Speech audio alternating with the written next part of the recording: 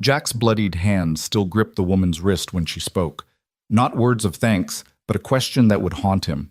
Why would someone like you risk everything for me? Minutes ago, he'd torn metal with bare fingers to pull her from death's grip beneath that boulder. Now, as cameras flashed and sirens wailed through the mountain storm, her disbelief cut deeper than any wound.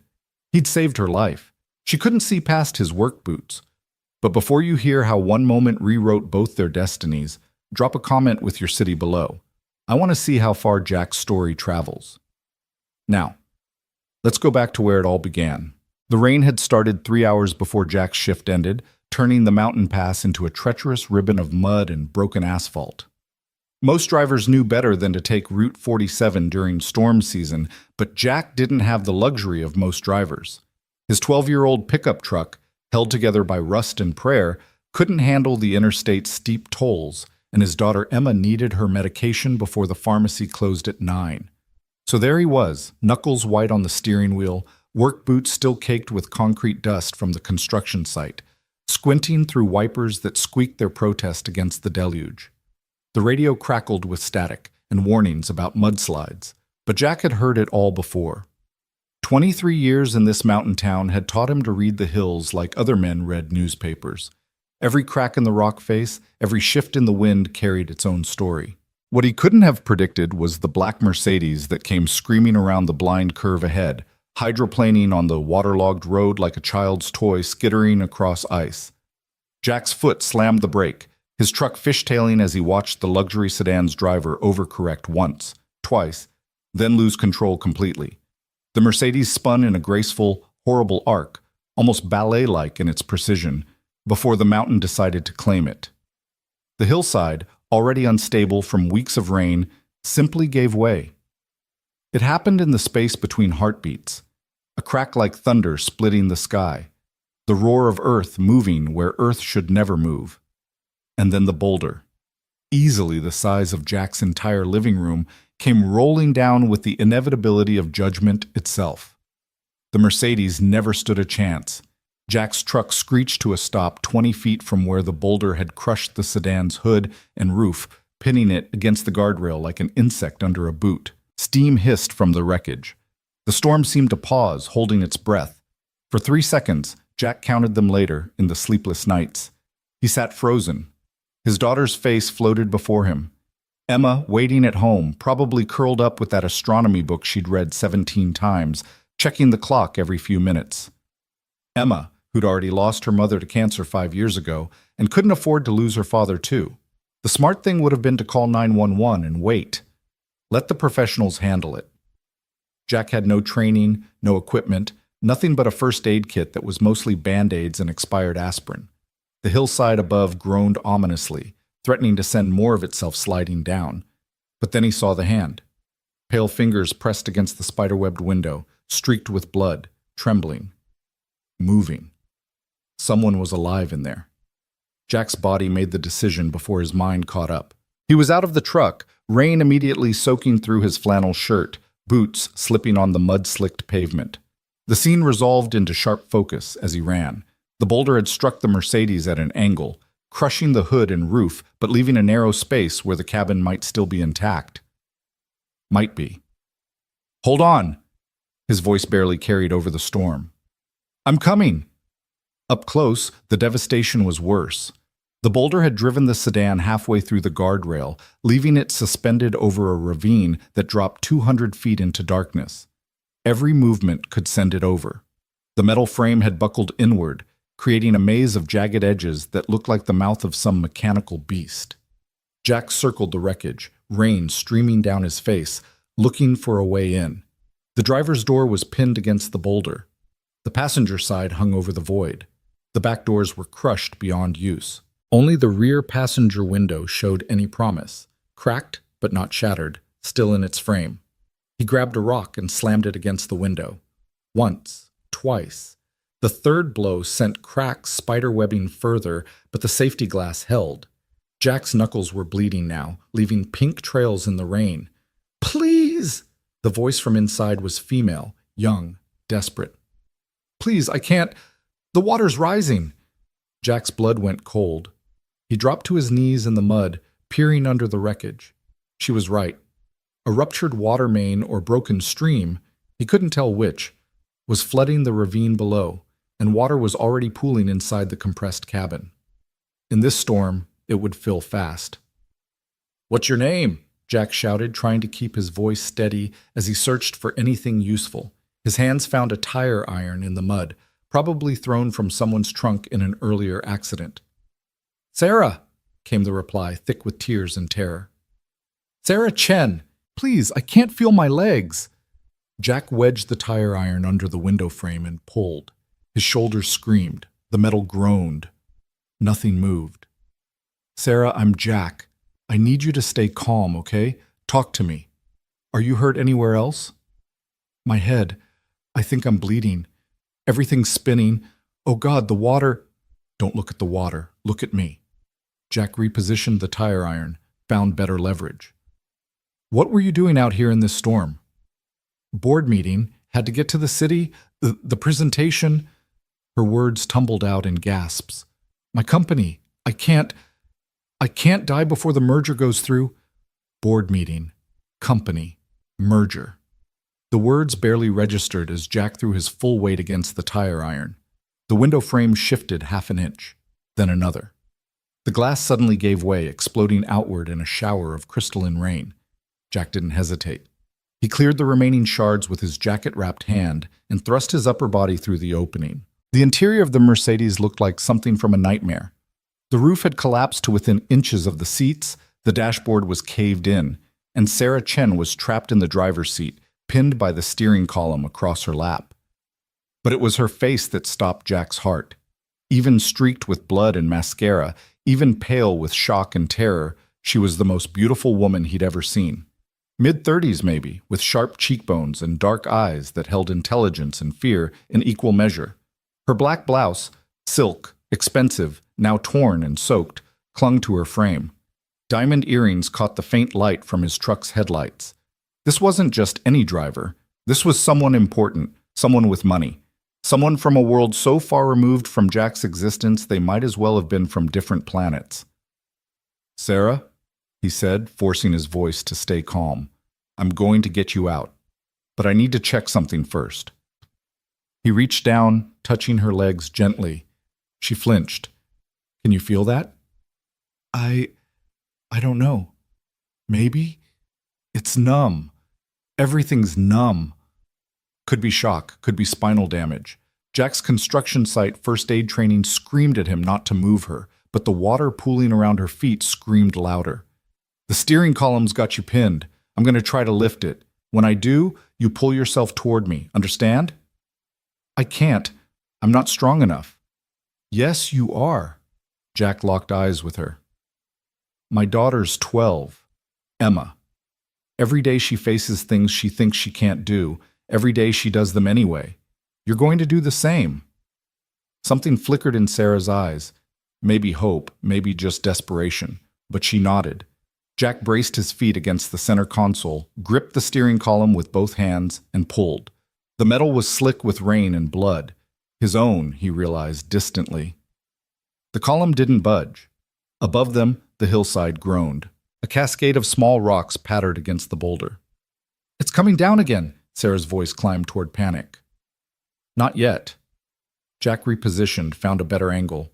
His back muscles bunched. Every hour of swinging hammers, hauling concrete, working double shifts to keep Emma in school. It all came down to this moment. "Not yet." He pulled again, and this time something gave. The steering column shifted upward an inch. 2 inches. "Now, pull yourself toward me." Sarah grabbed his shoulders, her fingers digging into his flannel shirt with desperate strength. She pulled, he pulled, and for a moment they were locked in a strange dance, their faces inches apart, her blood mixing with the rain on his cheeks. "I'm stuck. My foot." Jack looked down. Her ankle was caught in the twisted metal beneath the seat. No time for finesse. He yanked hard, heard her cry out in pain, and suddenly she was moving, sliding across the collapsed console toward him. The car shifted. The groan of metal on rock filled the world. The Mercedes tilted forward, the front end dipping toward the ravine. Jack threw himself backward through the window. Sarah clutched against his chest. as the entire wreckage began its final descent. They hit the mud together, rolling, Jack's arms wrapped around her head to protect it. The sound of the Mercedes going over the edge was like the world ending, the crash of metal on stone, the splash as it hit the rising water below, the echo bouncing off the canyon walls. And then silence. Just the rain. Just their breathing. Jack lay there, Sarah's weight on his chest, both of them shaking. He could feel her heart hammering against his ribs, could smell the expensive perfume that still clung to her despite everything, could feel the way she gripped his shirt like a lifeline. "You're okay," he whispered. "You're alive." Sarah pushed herself up on trembling arms, straddling him there in the mud, her hair hanging in wet curtains around her face. She stared down at him with an expression Jack couldn't read. Shock, maybe, or disbelief. That's when the headlights appeared around the curve. Multiple vehicles. Someone must have seen the slide, called it in. Soon there would be police, ambulances, questions. But for this moment, it was just the two of them in the rain, breathing, alive. Sarah opened her mouth. Jack waited for the words he'd heard in the movies, the tearful gratitude, the recognition that he'd just saved her life. Instead, she said, "Who are you?" "Jack Thornton.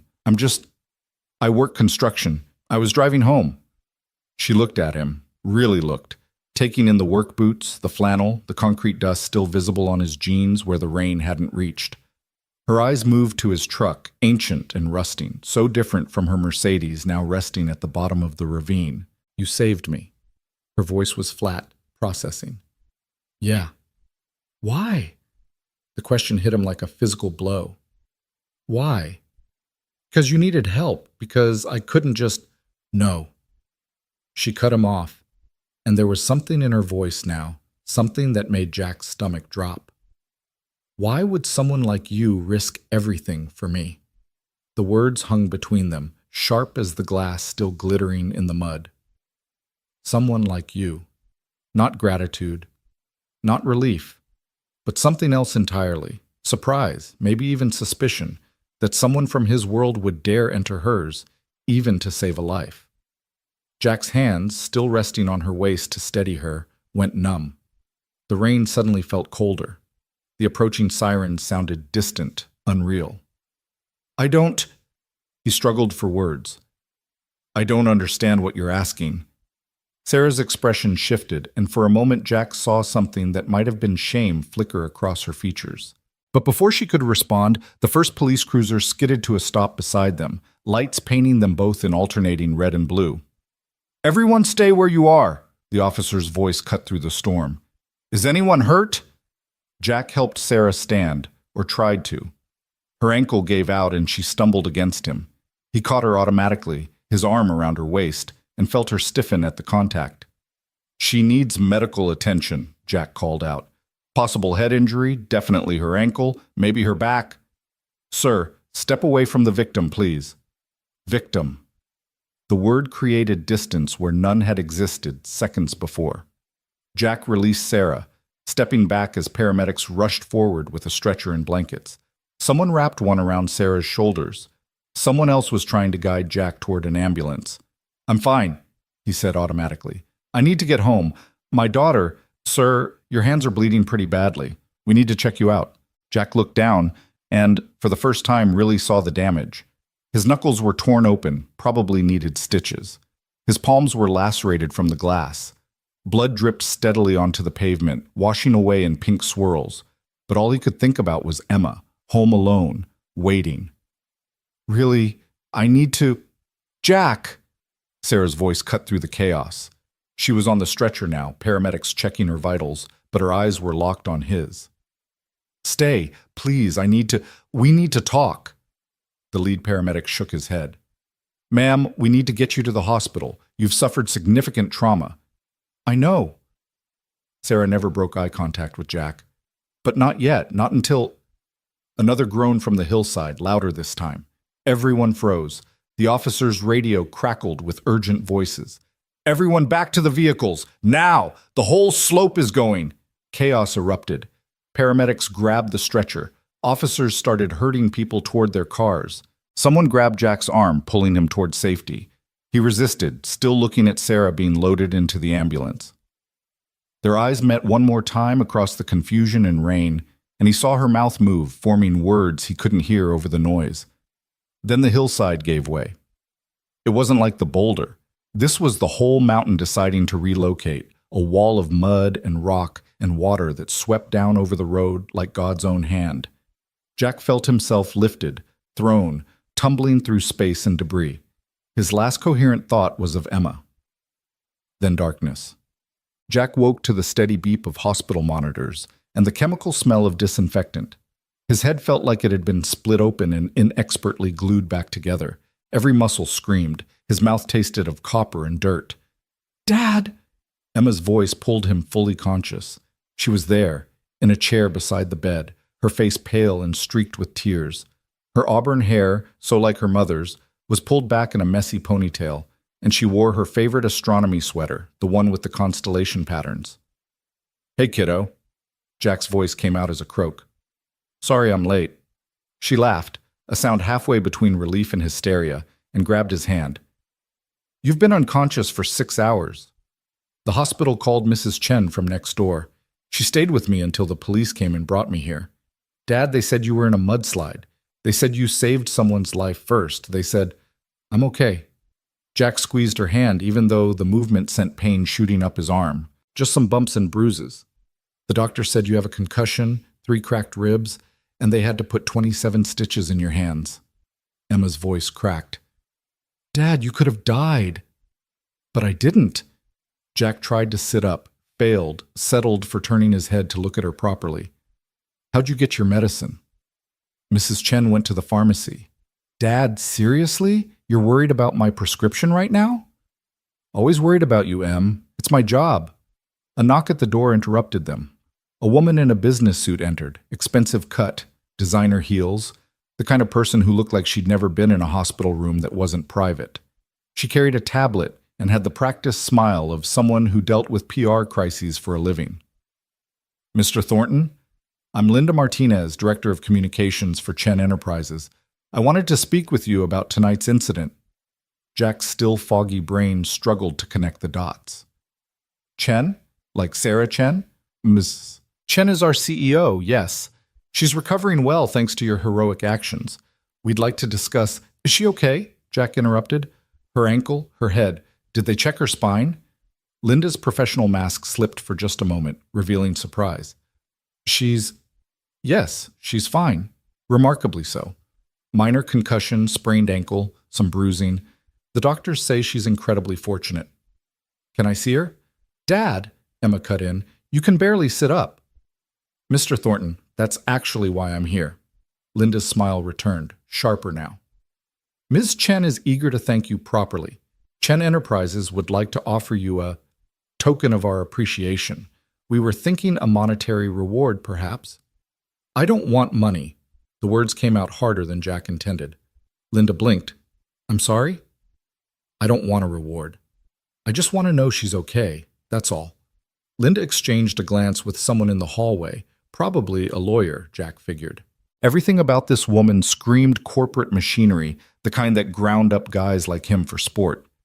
"Mr. Thornton, I understand you may feel uncomfortable accepting compensation, but Chen Enterprises insists. Perhaps we could discuss a college fund for your daughter." "Emma, is it?" Jack's jaw tightened. They'd done their homework fast, knew his name, his daughter's name, probably his bank account balance and credit score too. "Thank you, but no, I don't need anything from Chen Enterprises." "Dad," Emma whispered, "maybe you should—" "No, Em." Jack kept his eyes on Linda. "Tell Ms. Chen I hope she feels better. That's all." Linda's smile finally dropped entirely. "Mr. Thornton, you don't understand. Ms. Chen's vehicle was carrying proprietary documents related to a multi-billion-dollar merger. If those documents had fallen into the wrong hands, or if Ms. Chen herself had been seriously injured, the consequences would have been catastrophic. You didn't just save a life tonight, you saved an empire. We need to compensate you appropriately." "I saved a person," Jack said quietly. "That's all. Just a person who needed help." For a long moment, Linda just stared at him. Then she nodded slowly, pulling a business card from her pocket and setting it on the bedside table. "If you change your mind, Mr. Thornton, the offer stands. She left, heels clicking on the linoleum. Emma waited until the door closed before exploding. Dad, do you have any idea what she was offering? That could have been my entire college fund. That could have been… Jack caught her hand again. Money from them. It wouldn't feel right. Why not? You earned it. How could he explain it to his 12-year-old daughter? How could he tell her that Sarah Chen's question, "Why would someone like you risk everything for me?" had revealed a chasm between their worlds that no amount of money could bridge? That accepting a reward would just confirm what Sarah had implied. That people like Jack only did things for people like her when there was something in it for them. Some things you do because they're right, he said finally, not because there's a reward. Emma slumped back in her chair, and Jack could see her mother in the set of her jaw, the disappointment mixed with reluctant understanding. Mary would have been proud of both of them, he thought. Mary, who'd worked 3 jobs while fighting cancer just so they wouldn't lose the house. Mary, who'd taught Emma that integrity mattered more than comfort. Can I at least meet her? Emma asked after a moment. The woman you saved? I want to see who's important enough that my dad nearly died for her. Jack opened his mouth to respond, but another knock interrupted. This time, a nurse poked her head in. Mr. Thornton, you have another visitor? A Ms. Chen? Jack's heart rate spiked. The monitor beside him helpfully announced it with increased beeping. Emma's eyes went wide. Should I leave? His daughter asked. No, stay. Jack needed the anchor. Whatever she has to say, you can hear it. The nurse nodded and stepped aside. Sarah Chen entered in a wheelchair, her right ankle wrapped and elevated, a bandage on her temple, but otherwise looking remarkably composed. She'd changed from the destroyed silk blouse into hospital scrubs, but somehow still managed to look like she owned the building. Her eyes found Jack's immediately, and something complex flickered across her face, something Jack couldn't quite read. Mr. Thornton, Emma. Sarah nodded to each of them. To the nurse, could you give us a moment, please? The nurse hesitated, glancing at Jack. He nodded and she left, closing the door behind her. Silence stretched between them. Emma's hand tightened around Jack's. I hear you refused Linda's offer, Sarah said finally. I don't want your money. So she told me. Sarah wheeled herself closer and Jack noticed her hands were shaking slightly. She also told me what you said. That you just saved a person, not an empire, just a person. Jack didn't respond. What was there to say? I need to apologize. The words came out rushed, like she'd been rehearsing them.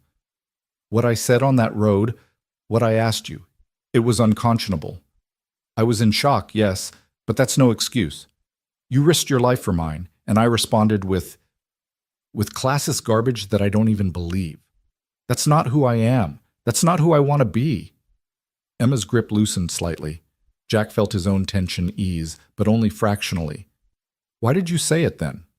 The question came out quieter than he intended. Sarah looked down at her hands, and for the first time since entering the room, she looked vulnerable, young. Because I was terrified. Not of dying. I'd already accepted that in the car. I was terrified that someone had saved me without wanting anything in return. In my world, Mr. Thornton, everything has a price. Every kindness has an angle. Every gesture demands reciprocation. And here you were, bleeding in the mud, asking nothing, expecting nothing, and I couldn't process it. So you assumed I must be beneath you, Jack said. Not angry, just stating fact. No, I assumed I must be beneath you. Sarah's eyes lifted, and they were bright with unshed tears. Someone with your courage, your selflessness, I couldn't understand why you'd waste it on me. Someone who spends her days in boardrooms, playing corporate chess with people's livelihoods. Someone who was probably going to fire 300 people after that merger went through. Someone who hadn't done a genuinely good thing in I don't even know how long. The confession hung in the air. Emma shifted uncomfortably. You don't know me, Sarah continued, her voice steadier now. And I don't know you, but I want to. Not as CEO of Chen Enterprises to the man who saved her life. Not as rich woman to working class hero, just as Sarah to Jack. As two people who survived something terrible together. Jack studied her face, looking for the lie, the angle, the price tag. He found none of those things. Instead, he saw genuine remorse, genuine hope, and something else, something that looked like loneliness. "Okay," he said finally. "Okay? Let's have coffee or something, when we can both walk without help. Talk like normal people." Sarah's smile transformed her face. "I'd like that. I'd really like that." She wheeled toward the door, paused, looked back. "For what it's worth, Mr. Thornton, Jack, you were wrong about one thing." "What's that?" "You said you just saved a person, but you saved the right person, the one who needed saving in more ways than she knew." She left before Jack could respond. Emma stared at the closed door, then at her father, then back at the door. "Dad?" "Yeah, kiddo? I think she likes you." Jack laughed, then groaned as his ribs protested. "Don't be ridiculous." But even as he said it, even as Emma rolled her eyes and called him oblivious, Jack couldn't stop thinking about Sarah's eyes, about the weight of her confession, about the way she'd looked at him like he was something more than just a construction worker in muddy boots. Outside, the storm was finally breaking. The rain had softened to a drizzle, and through the hospital window, Jack could see the first hints of stars beginning to appear in the clearing sky. His hands throbbed. His head ached. His whole body felt like it had been used as a punching bag. But somewhere in his chest, in a place that had been quiet since Mary died, something sparked to life. It felt like hope. It felt like a beginning. Fan Sao. Louis Traloy Trong Muk Tin Yan Kom Nye Sang document edit. The coffee never happened. 3 days after the accident, Jack was back at work because the Bills didn't care about cracked ribs or concussions. He tried calling the number on Linda Martinez's business card, not for money, just to arrange that coffee with Sarah, but got routed through 4 different assistants before being told Ms. Chen's schedule was completely booked for the foreseeable future. The message was clear. Whatever moment they'd shared in that hospital room had been just that, a moment. Sarah Chen had returned to her world of mergers and boardrooms, and Jack Thornton had returned to his world of concrete and calloused hands. "You're favoring your left side," Miguel observed on the construction site. Jack's foreman was a barrel-chested man with gray threading through his black hair and eyes that missed nothing. "Those ribs still bothering you?" "I'm fine," Jack grunted, lifting another bag of cement mix. The movement sent pain lancing through his torso, but he'd become expert at hiding it. Emma's prescription refill was due in 2 weeks, and he couldn't afford to lose hours. "Fine like you were fine when you came in with a fever last month and passed out by the mixer?" Miguel crossed his arms. "Jack, I saw the news. You're some kind of hero now. Saved that rich lady from her car. They showed your picture and everything." Jack's jaw tightened. The local news had indeed run the story, complete with footage from someone's dash cam showing the Boulder strike and Jack's rescue. They'd called him a good Samaritan and a selfless hero. They'd interviewed neighbors who said he was always helping people and just that kind of guy. What they hadn't shown was Sarah's question. "Why would someone like you risk everything for me?" That part existed only in Jack's memory, sharp as broken glass. "That was last week," Jack said. "Old news now." "Maybe to you." Miguel pulled out his phone, scrolled, held it up. Chen Enterprises just announced their merger went through. $3.7 billion. Lady you saved is going to be even richer than she was. Jack glanced at the article. There was Sarah's official portrait, perfectly styled hair, power suit, the kind of smile that probably cost as much as his truck. She looked untouchable, unreal. Nothing like the terrified woman in the rain or the vulnerable one in the hospital room. "Good for her," he said flatly. Says here the stock price jumped 20% when she gave her first interview after the accident. Investors were spooked when she went missing, thought maybe she was dead or something. Miguel kept reading.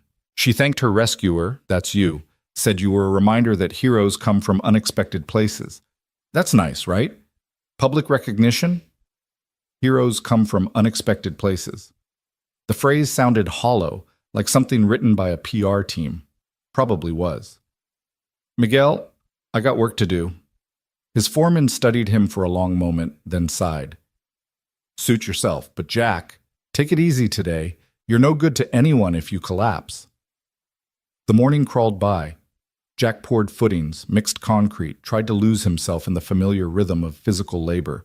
but his mind kept drifting back to the hospital, to Sarah's confession, to the promise of coffee and conversation that had evaporated like morning mist. At lunch, sitting alone in his truck because the other guy's chatter grated on his nerves, Jack's phone buzzed. Unknown number. He almost didn't answer. Probably a spam call about his car's extended warranty or some credit card offer, but something made him swipe to accept. Thornton? A woman's voice, crisp and professional.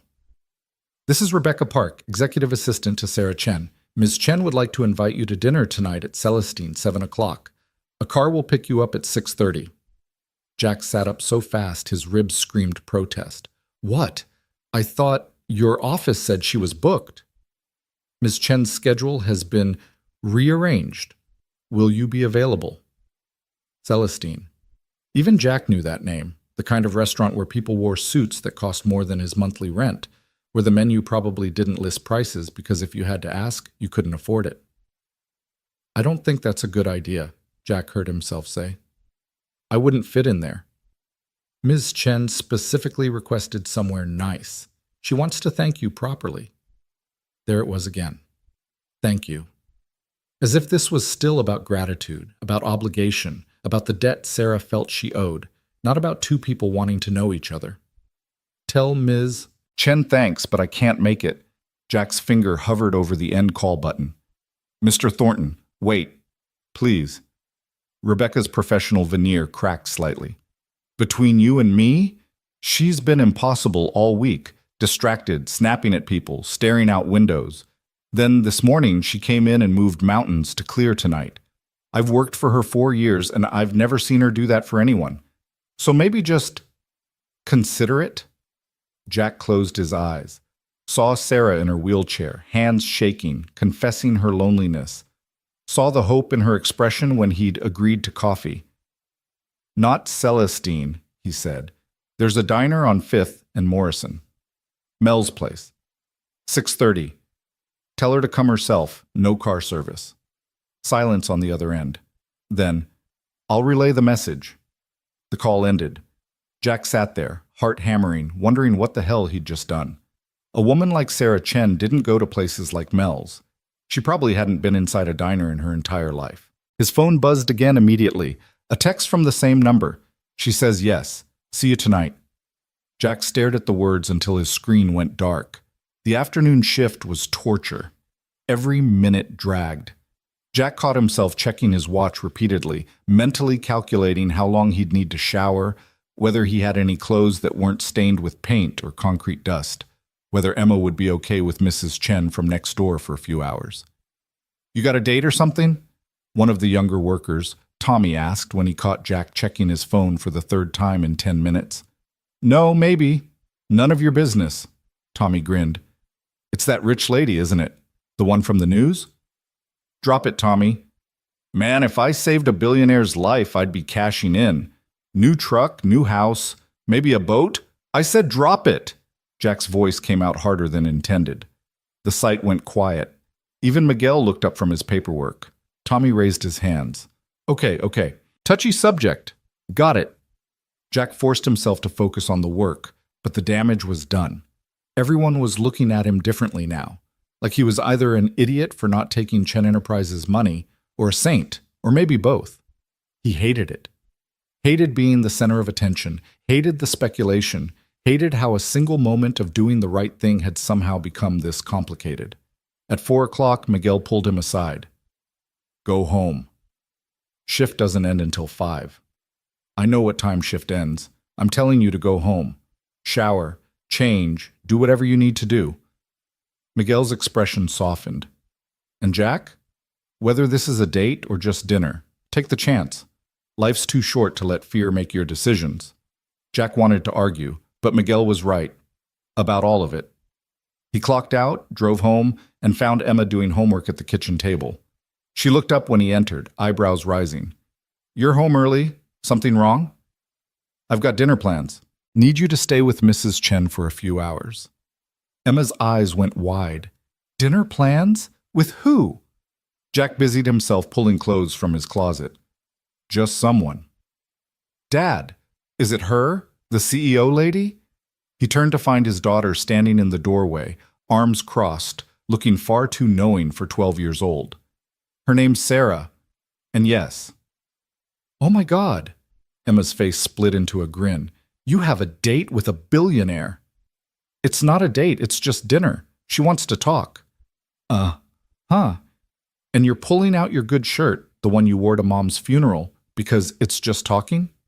Jack looked down at the blue button-down in his hands. Emma was right. It was the only shirt he owned without stains or fraying cuffs, the one he saved for parent-teacher conferences and the rare job interview. It's complicated, Em. Because she's rich and you're not? Because we're from different worlds. Emma moved closer, took the shirt from his hands, laid it carefully on the bed.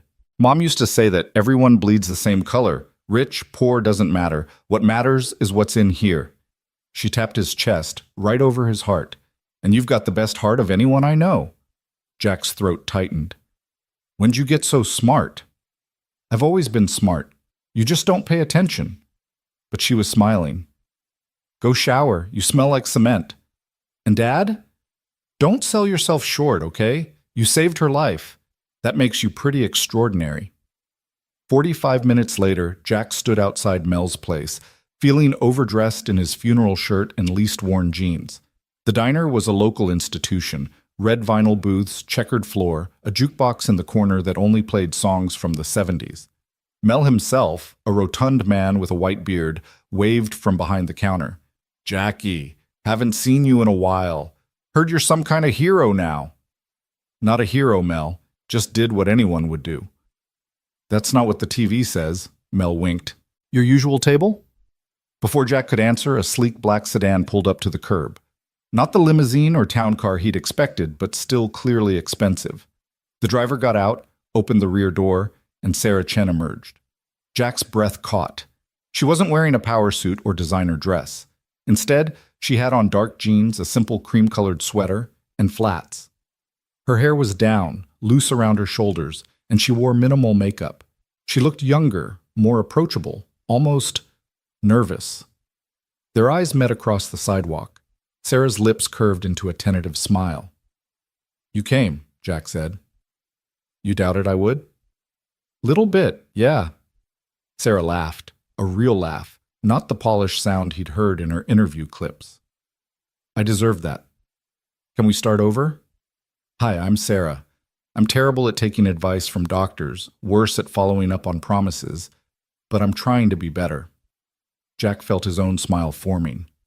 Jack, I'm pretty good at concrete, mediocre at cooking, and apparently make questionable restaurant choices for dinner. This is perfect. Sarah looked at the diner, and something in her expression shifted, wistfulness maybe, or nostalgia. I used to go to a place like this with my grandfather, before Chen Enterprises got so big, before everything got complicated.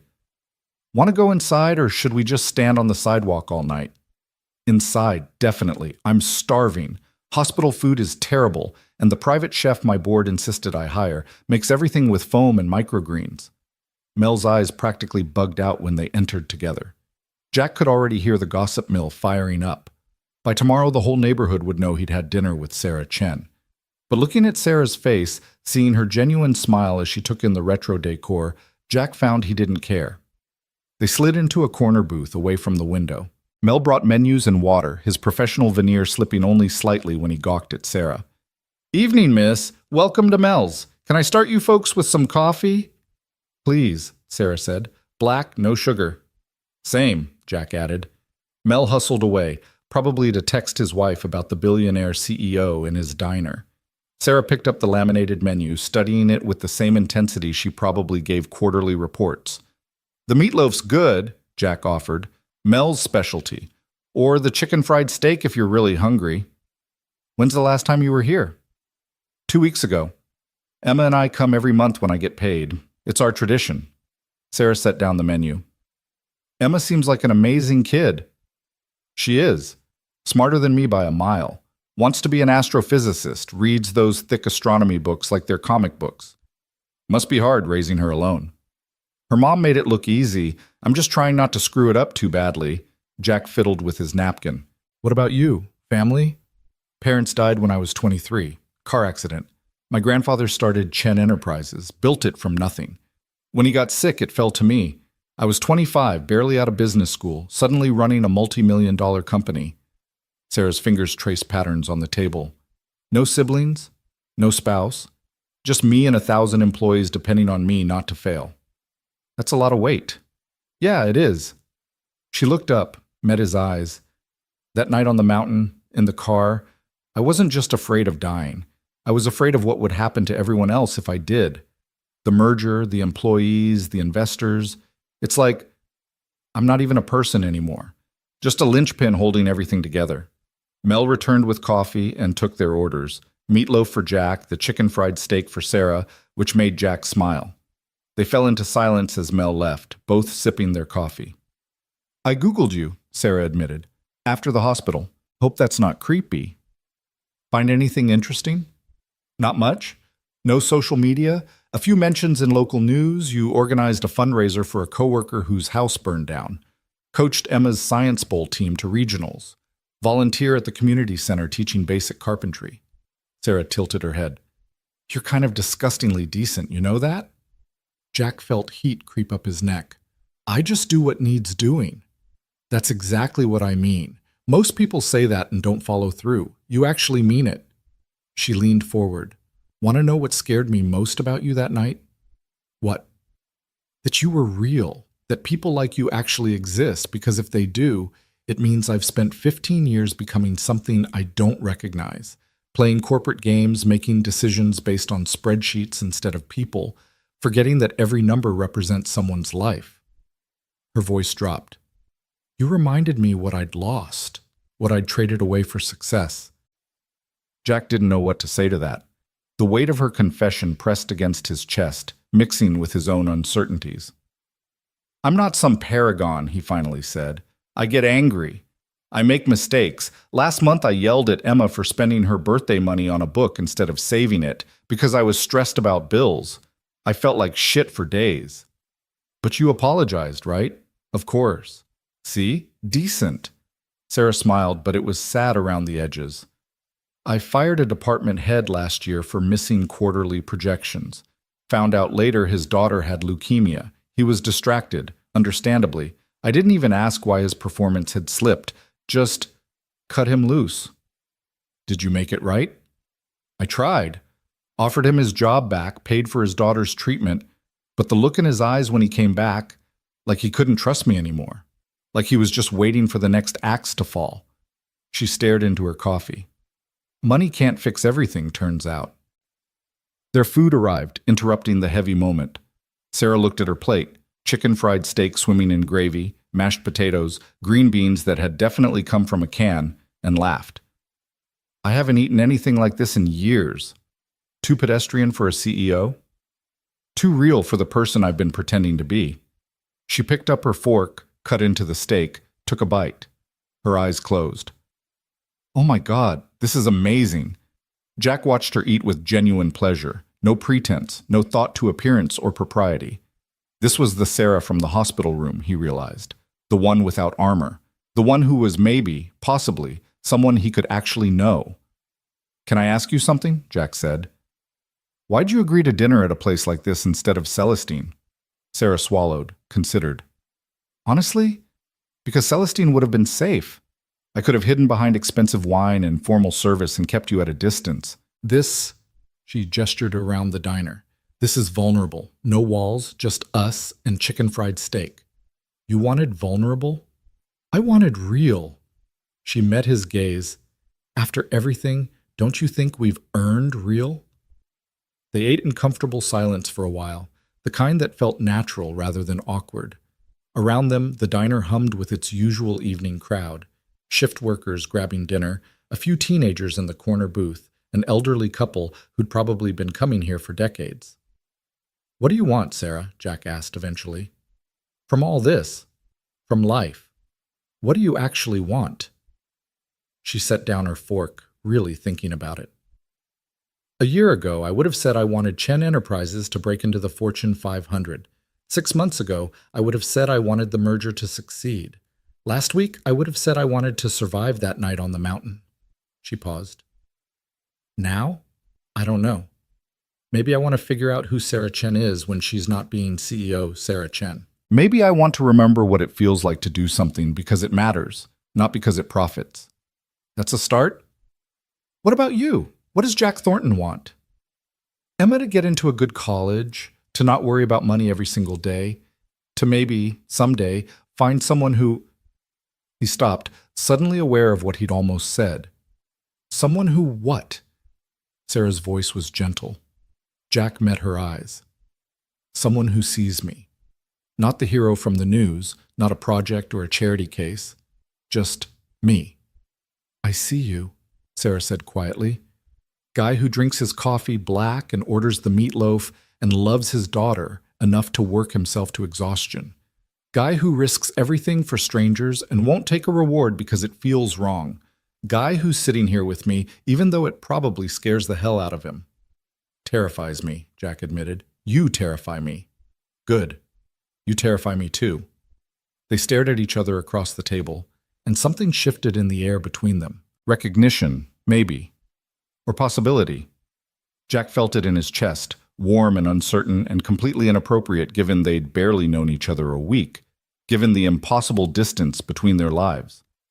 Sarah's phone buzzed. She glanced at it, sighed. My board chair, probably having a panic attack that I'm not answering emails. You should get it. I should ignore it. But even as she said it, the phone buzzed again. And again. Sarah's jaw tightened. I'm sorry. This merger created a lot of nervous energy. Everyone wants reassurance that I'm still focused, still committed. Are you? The question hung between them. Sarah looked at her phone, then at Jack, then back at the phone.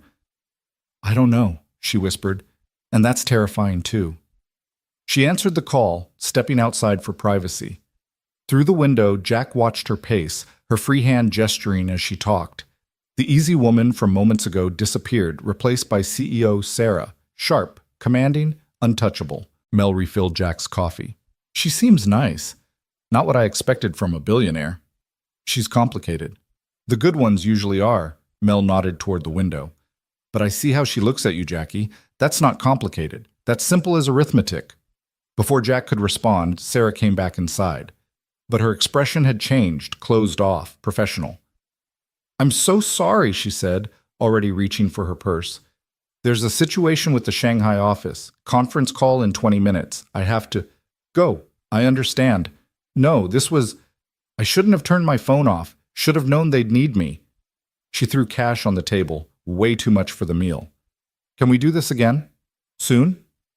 Sure. Jack tried to keep the disappointment from his voice. Yeah, of course. Sarah hesitated, like she wanted to say something else. Then she leaned down, quickly pressed her lips to his cheek, and fled. Jack sat there, skin tingling where she'd kissed him, watching her sedan pull away. The warmth from moments ago had evaporated, replaced by the cold reality of their situations. She was a CEO with a billion-dollar empire demanding her attention. He was a construction worker who had to be up at 5 a.m. Whatever this was, it couldn't work. The universe wouldn't allow it. But when Jack touched his cheek, he could still feel the ghost of her lips, still smell her perfume. And despite everything rational, despite all the reasons this was impossible, hope stubbornly refused to die. His phone buzzed, a text from an unknown number. I meant what I said. I see you. Sarah. Then another. And I'm not giving up on this. On us. Whatever this is. Jack stared at the messages, something fierce and bright blooming in his chest. He typed back, Me neither. The response came immediately. Good. Because you're stuck with me now, Jack Thornton. Fair warning. He smiled, shaking his head. Mel was right. The good ones were always complicated. The next few days fell into a strange pattern. Sarah would text at odd hours. 3 a.m. when she couldn't sleep before a board meeting, lunchtime when she had a spare moment, late evening after conference calls with Asia. Nothing profound, just fragments of her day. The VP of Operations microwaved fish in the break room. Thought you should know the depths of corporate suffering. Or, remembered something my grandfather used to say, money measures success, but character measures worth. Think he'd like you. Jack would respond between work breaks, usually with something simple. Emma aced her physics test. She's insufferable when she's right. Or, Miguel says if I check my phone one more time, I'm going to fall in a foundation trench. It was nothing. It was everything. But they couldn't seem to coordinate schedules for another dinner. Sarah had the merger integration. Jack had double shifts to cover Emma's upcoming school trip. Every time they made plans, something intervened. A crisis at Chen Enterprises, an emergency at the construction site, Emma getting sick with the flu. 2 weeks after their dinner at Mel's, Jack was up on scaffolding when his phone rang. Sarah's name on the screen. "Hang on," he told her, climbing down carefully. His ribs had finally healed enough that the movement didn't make him wince. "Okay. What's up? What are you doing Saturday?" "Emma's got her science bowl competition. Why?" Silence. Then, "Could I come? To watch?" Jack nearly dropped his phone. "You want to come to a middle school science bowl?" "I want to meet the girl who made you who you are, and maybe watch brilliant kids be brilliant. It's been a while since I've seen people compete for something other than profit margins." "Sarah, it's at a public school cafeteria. There'll be bad coffee and folding chairs and really intense parents." "Sounds perfect. Text me the address?" Before Jack could argue, she'd hung up. Miguel was grinning at him when he turned around. "Let me guess. Dinner plans?" "Science bowl." "Even better. You're introducing her to Emma. That's serious, man." "It's not. We're not." Jack struggled for words. "It's complicated." Yeah, keep telling yourself that." Saturday arrived cold and clear. Jack got to Lincoln Middle School early, helped Emma and her team set up in their designated area. She was vibrating with nervous energy, color high in her cheeks. "You okay, kiddo?" "There's a recruiter here from the state competition. Ms. Peterson says if we place top 3, we might get invited." Emma adjusted her team jersey, a terrible purple thing with Lincoln Lightning emblazoned across the front. "No pressure or anything." "You'll be great, you always are." "Is she coming?" Emma tried for casual and missed by a mile. "Sarah?" "Said she might." "Dad, don't be weird when she gets here." "I'm not weird. You're totally weird. You get this look when you talk about her, like you can't decide if you're happy or terrified." "Both. Definitely both."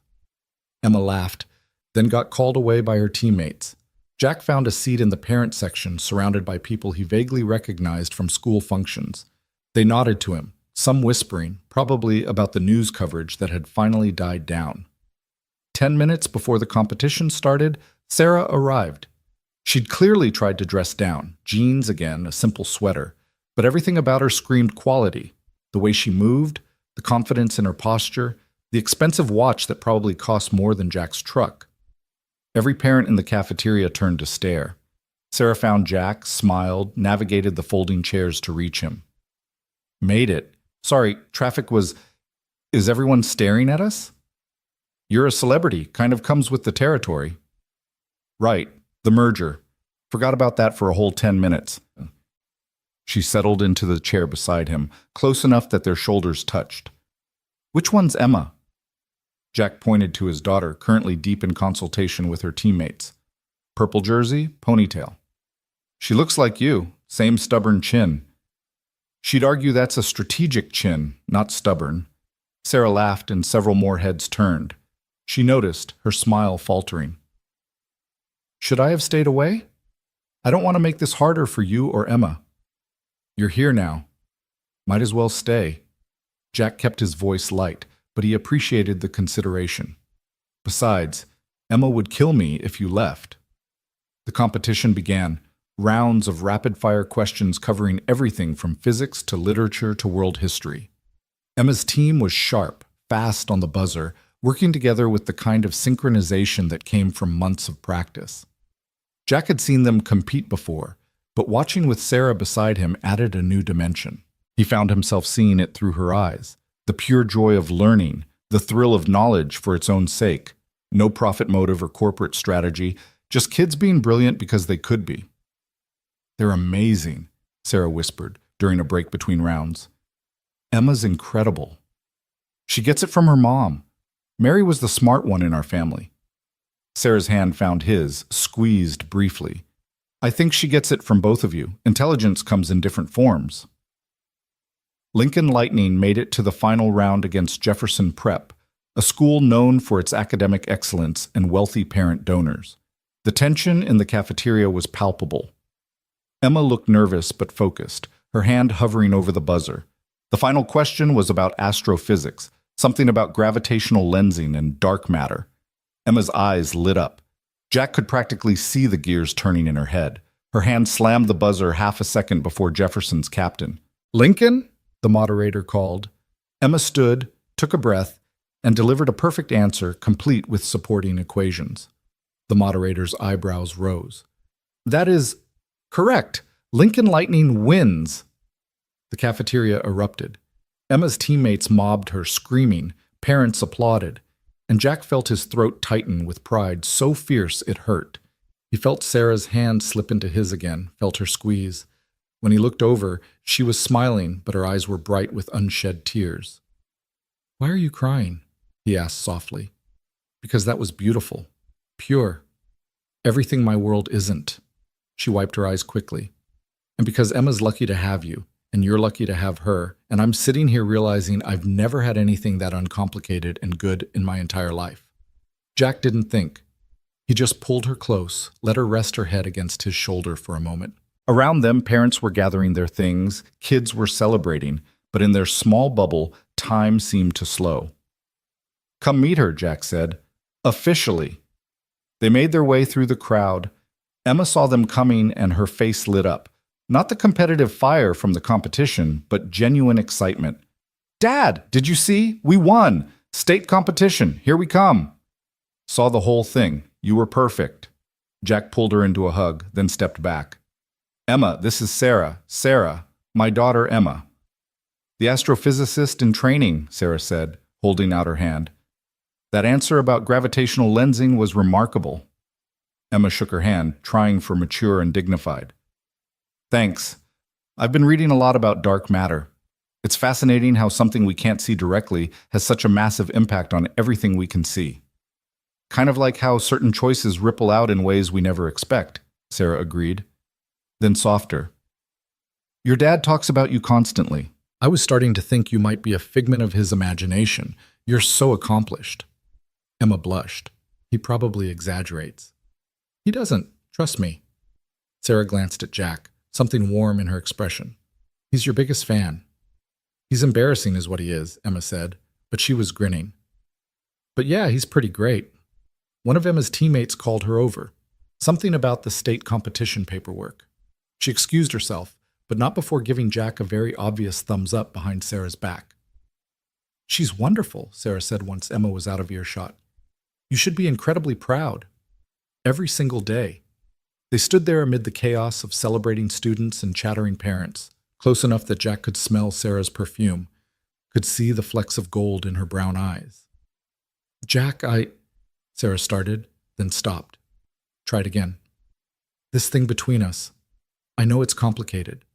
I know there are 1,000 reasons it won't work, but I can't stop thinking about you, about us, about the possibility of—" Jack's phone rang. Emma's school.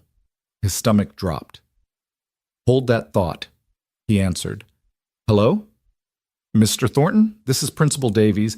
Nothing to worry about, but we've had a situation. A reporter from Channel 7 just tried to interview Emma about you and Ms. Chen. We've removed them from campus, but I wanted to let you know." Jack's blood went cold. He looked at Sarah, who'd clearly heard enough to understand. "Thank you for handling it. We're leaving now." He hung up, then to Sarah. "We need to go. Press found out you're here." Sarah's expression shifted to something hard and professional. "I'll handle it." "No, this is my daughter. I'll handle it. Jack, this is my fault. The merger, the publicity, it's nobody's fault. But Emma doesn't need to be in the middle of it." He spotted his daughter across the cafeteria, still oblivious, laughing with her teammates. "Can you give us some space? Just for a bit?" Sarah flinched like he'd struck her. "Of course. I understand." "Sarah? No, you're right. Your priority is Emma, as it should be." She was already backing away, rebuilding those walls he'd watched come down. "I'll have my security team make sure the press leaves you alone." "That's not what But she was gone, moving through the crowd with practiced efficiency, pulling out her phone to make calls. Jack watched her go, feeling like he'd just made a terrible mistake but not knowing how to fix it. Emma appeared at his elbow. "Where'd Sarah go?" "She had to leave. Work stuff." "Dad, I'm 12, not stupid. What happened?" Jack sighed, running a hand through his hair. "Reporters showed up. I asked her to give us space." "And she thought you were pushing her away." "What? No, I was protecting you." Emma gave him a look that was far too knowing. "Did you explain that to her? Or did you just tell her to leave?" Jack replayed the conversation, winced. "I might have been unclear." "You're an idiot." "Language, Em." "You're a well-meaning idiot," she amended. "But still an idiot. She likes you, Dad. Like, really likes you. And you basically just told her she's a problem." "I didn't." But he had. Hadn't he? In his rush to protect Emma, he'd made Sarah feel like she was the danger, the complication to be managed. Damn it. Super language, Dad. But Emma was already pushing him toward the exit. "Go. Fix it. I'll get a ride home with Ms. Peterson." "You sure?" "Positive." "And Dad, don't screw this up. She's good for you." Jack kissed the top of her head and ran. He found Sarah outside, standing by her car, phone pressed to her ear. When she saw him, she held up a finger. "Wait." Jack waited, heart hammering, while she finished her call. "Security's pulling the press credentials of anyone who approaches your family," she said when she hung up. "It won't happen again." "Sarah, I'm sorry. I didn't mean—" "You were protecting your daughter. I get it. I'd do the same." "No, listen, I panicked. The idea of Emma being hounded by reporters, of her life being disrupted because of my choices, I just reacted." Jack moved closer. "But I didn't mean to make you feel like you were the problem. You're not the problem." "Aren't I?" Sarah's smile was sad. "My world comes with cameras and scrutiny and people who think your private life is public property. That's not fair to you or Emma. Life's not fair, we deal with it." "But should you have to?" She turned away, staring at nothing. "Maybe this was a mistake. Maybe that night on the mountain, maybe we should have just stayed strangers." "Do you believe that?" Silence. "Sarah, do you actually believe that?" She turned back, and the vulnerability in her expression nearly undid him. "No, but maybe I should." Jack closed the distance between them, took her hands in his. "Here's what I believe. I believe Emma needs a father who shows her that good things are worth fighting for. I believe you need someone who sees you, not your bank account or your company, and I believe we're both scared as hell, but that doesn't make this wrong. Your daughter should be your priority." "She is. She always will be. But Emma's the one who told me to come after you, said you're good for me." Jack squeezed her hands. "She's usually right about these things." "She's 12. "A very wise 12. Sarah laughed, shaky and wet. "This is insane. We barely know each other." "So we get to know each other, slowly, carefully, with lots of communication and probably some more panic attacks." Jack managed a smile. "I'm willing, if you are." "What if I screw it up? What if I hurt Emma by being in her life and then disappearing when this gets too hard?" "What if you don't? What if this is the start of something amazing?" Jack pulled her closer. "What if we stop looking for reasons it won't work and start looking for reasons it will?" Sarah studied his face, searching for something. Whatever she found must have satisfied her because she nodded. "Okay, slow and careful, with communication. And panic attacks. Don't forget the panic attacks." "Those seem inevitable." She smiled, real and warm. "Take me home?" "Where's home?" "Wherever you are, apparently." Jack kissed her then, soft and brief, a promise more than a passion. When they broke apart, Sarah was smiling. "Emma's going to be insufferable about this," Jack warned. "She's probably already planning the wedding." "I like her already." They stood there in the parking lot, holding hands, while around them the world kept spinning. Reporters might come back. Schedules might conflict. 1,000 obstacles still stood between them. But for now, for this moment, they had each other.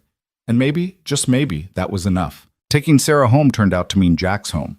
Because hers, a penthouse downtown that she admitted she barely spent time in, felt too impersonal for what they both needed. Emma was spending the night at her teammate's house celebrating the win, which left Jack's small two-bedroom house oddly quiet when they arrived.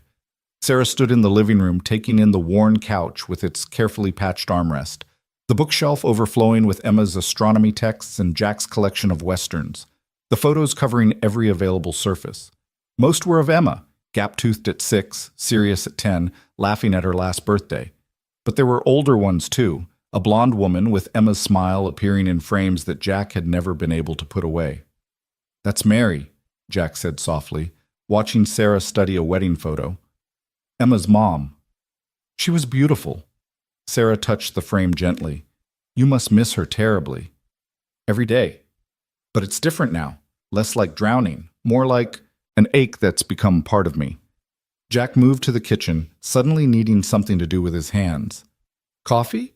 Or I've got beer, some wine Emma and I use for cooking." "Jack?" Sarah followed him, caught his hand. "You're nervous." "Terrified, remember? We established that." "We also established we're doing this anyway." She smiled, squeezing his fingers. "So maybe we just sit, talk, be normal people for a while." They ended up on the couch, coffee growing cold on the table between them, as evening darkened into night. Sarah told him about growing up in her grandfather's shadow, about business school where she'd been the youngest in her class, about the terror of taking over Chen Enterprises at 25 when her grandfather's stroke left him unable to lead. "Everyone expected me to fail," she said. "The board, the investors, even some of the employees. This kid with her fancy degree, playing at being CEO.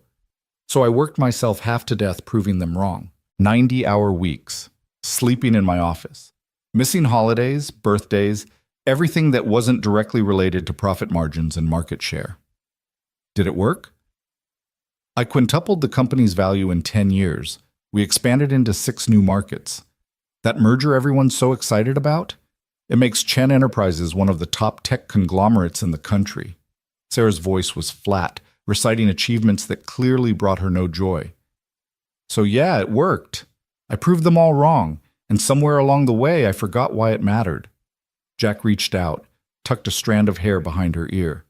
The gesture was intimate, familiar, like they'd been doing this for years instead of weeks. "What made you remember?" "You." She caught his hand, held it against her cheek.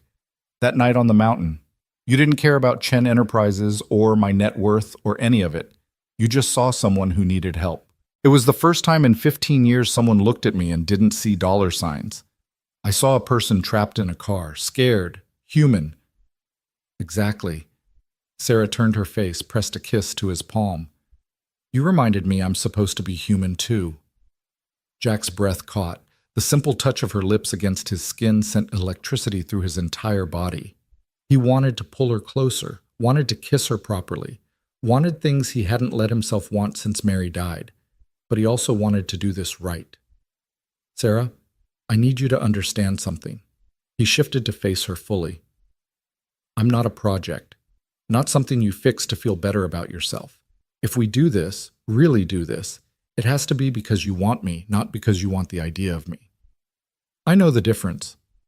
"Do you?" "Because I'm not some noble working-class hero. I get angry over stupid things. I'm stubborn. I watch too much football, and I'm terrible at remembering to call people back. I've got debt from Mary's cancer treatment that I'll probably be paying off until Emma graduates college. I work 60-hour weeks, and I'm always tired, and Sarah kissed him. It wasn't soft or tentative like the kiss in the parking lot. This was fierce, almost desperate, her hands fisting in his shirt as she pulled him closer. Jack froze for half a second, then melted into it, one hand cupping her face while the other found her waist. When they finally broke apart, both breathing hard, Sarah's eyes were bright. "I want you," she said firmly. "Not the idea of you, not the hero from the news, you. The man who orders meatloaf and worries about his daughter and has the worst taste in coffee. The man who sees me, really sees me, and doesn't run away." She kissed him again, softer.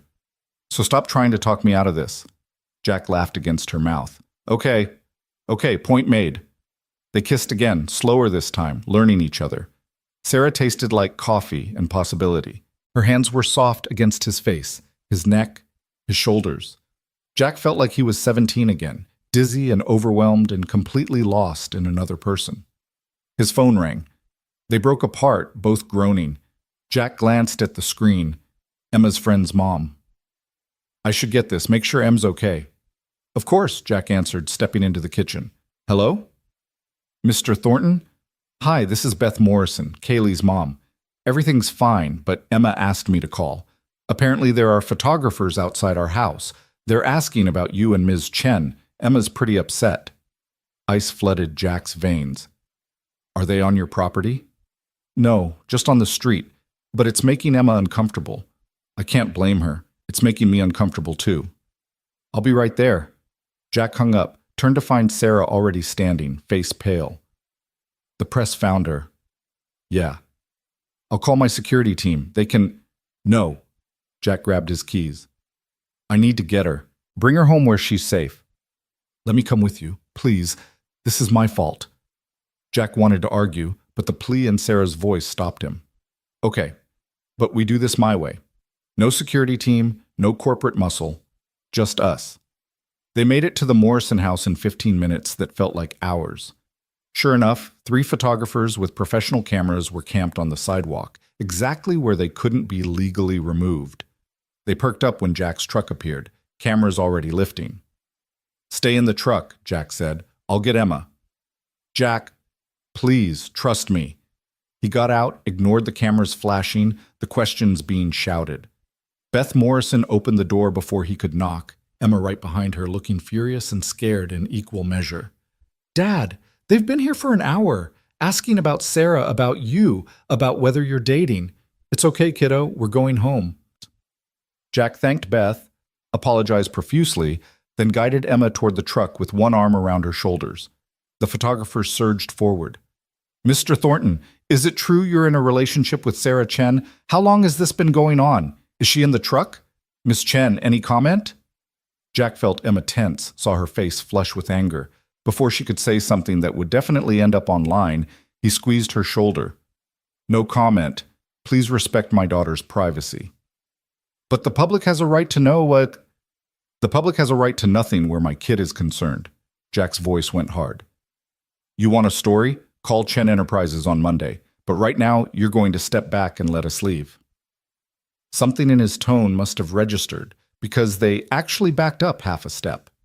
Jack got Emma into the truck, only then noticing Sarah had gotten out on the other side, was facing down the photographers with an expression that could freeze lava. Gentlemen, she said coolly, you have exactly 10 seconds to get in your vehicles and leave this neighborhood, or I make a single phone call and ensure none of your outlets get another interview, press release, or advance notice from Chen Enterprises for the next 5 years. I can also have a conversation with your editors about harassment and stalking.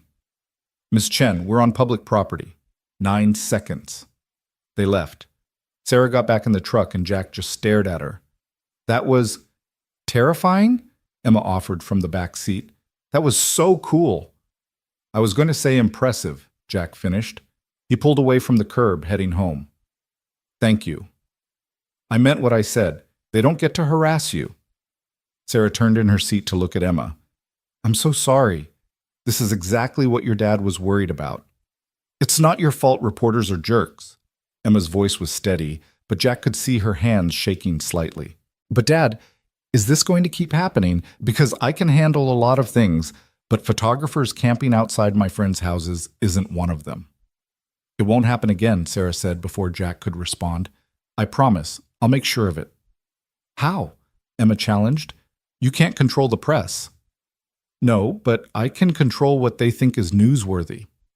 Sarah pulled out her phone, started typing. If Jack and I stop being mysterious, stop being a secret, there's no story. So we go public, officially, on our terms. Sarah, wait, Jack started. Too late. Just posted to my personal social media. She held up the phone. On screen was a photo she must have taken at the Science Bowl, Jack and Sarah sitting together, both smiling at something off camera. The caption read, Sometimes life puts you exactly where you need to be. Grateful for new beginnings. Jack's mouth went dry. You just told the entire world we're together. I told the world I'm grateful for you. There's a difference. Sarah met his eyes. Unless you don't want to be public? I should have asked first. God, I'm sorry.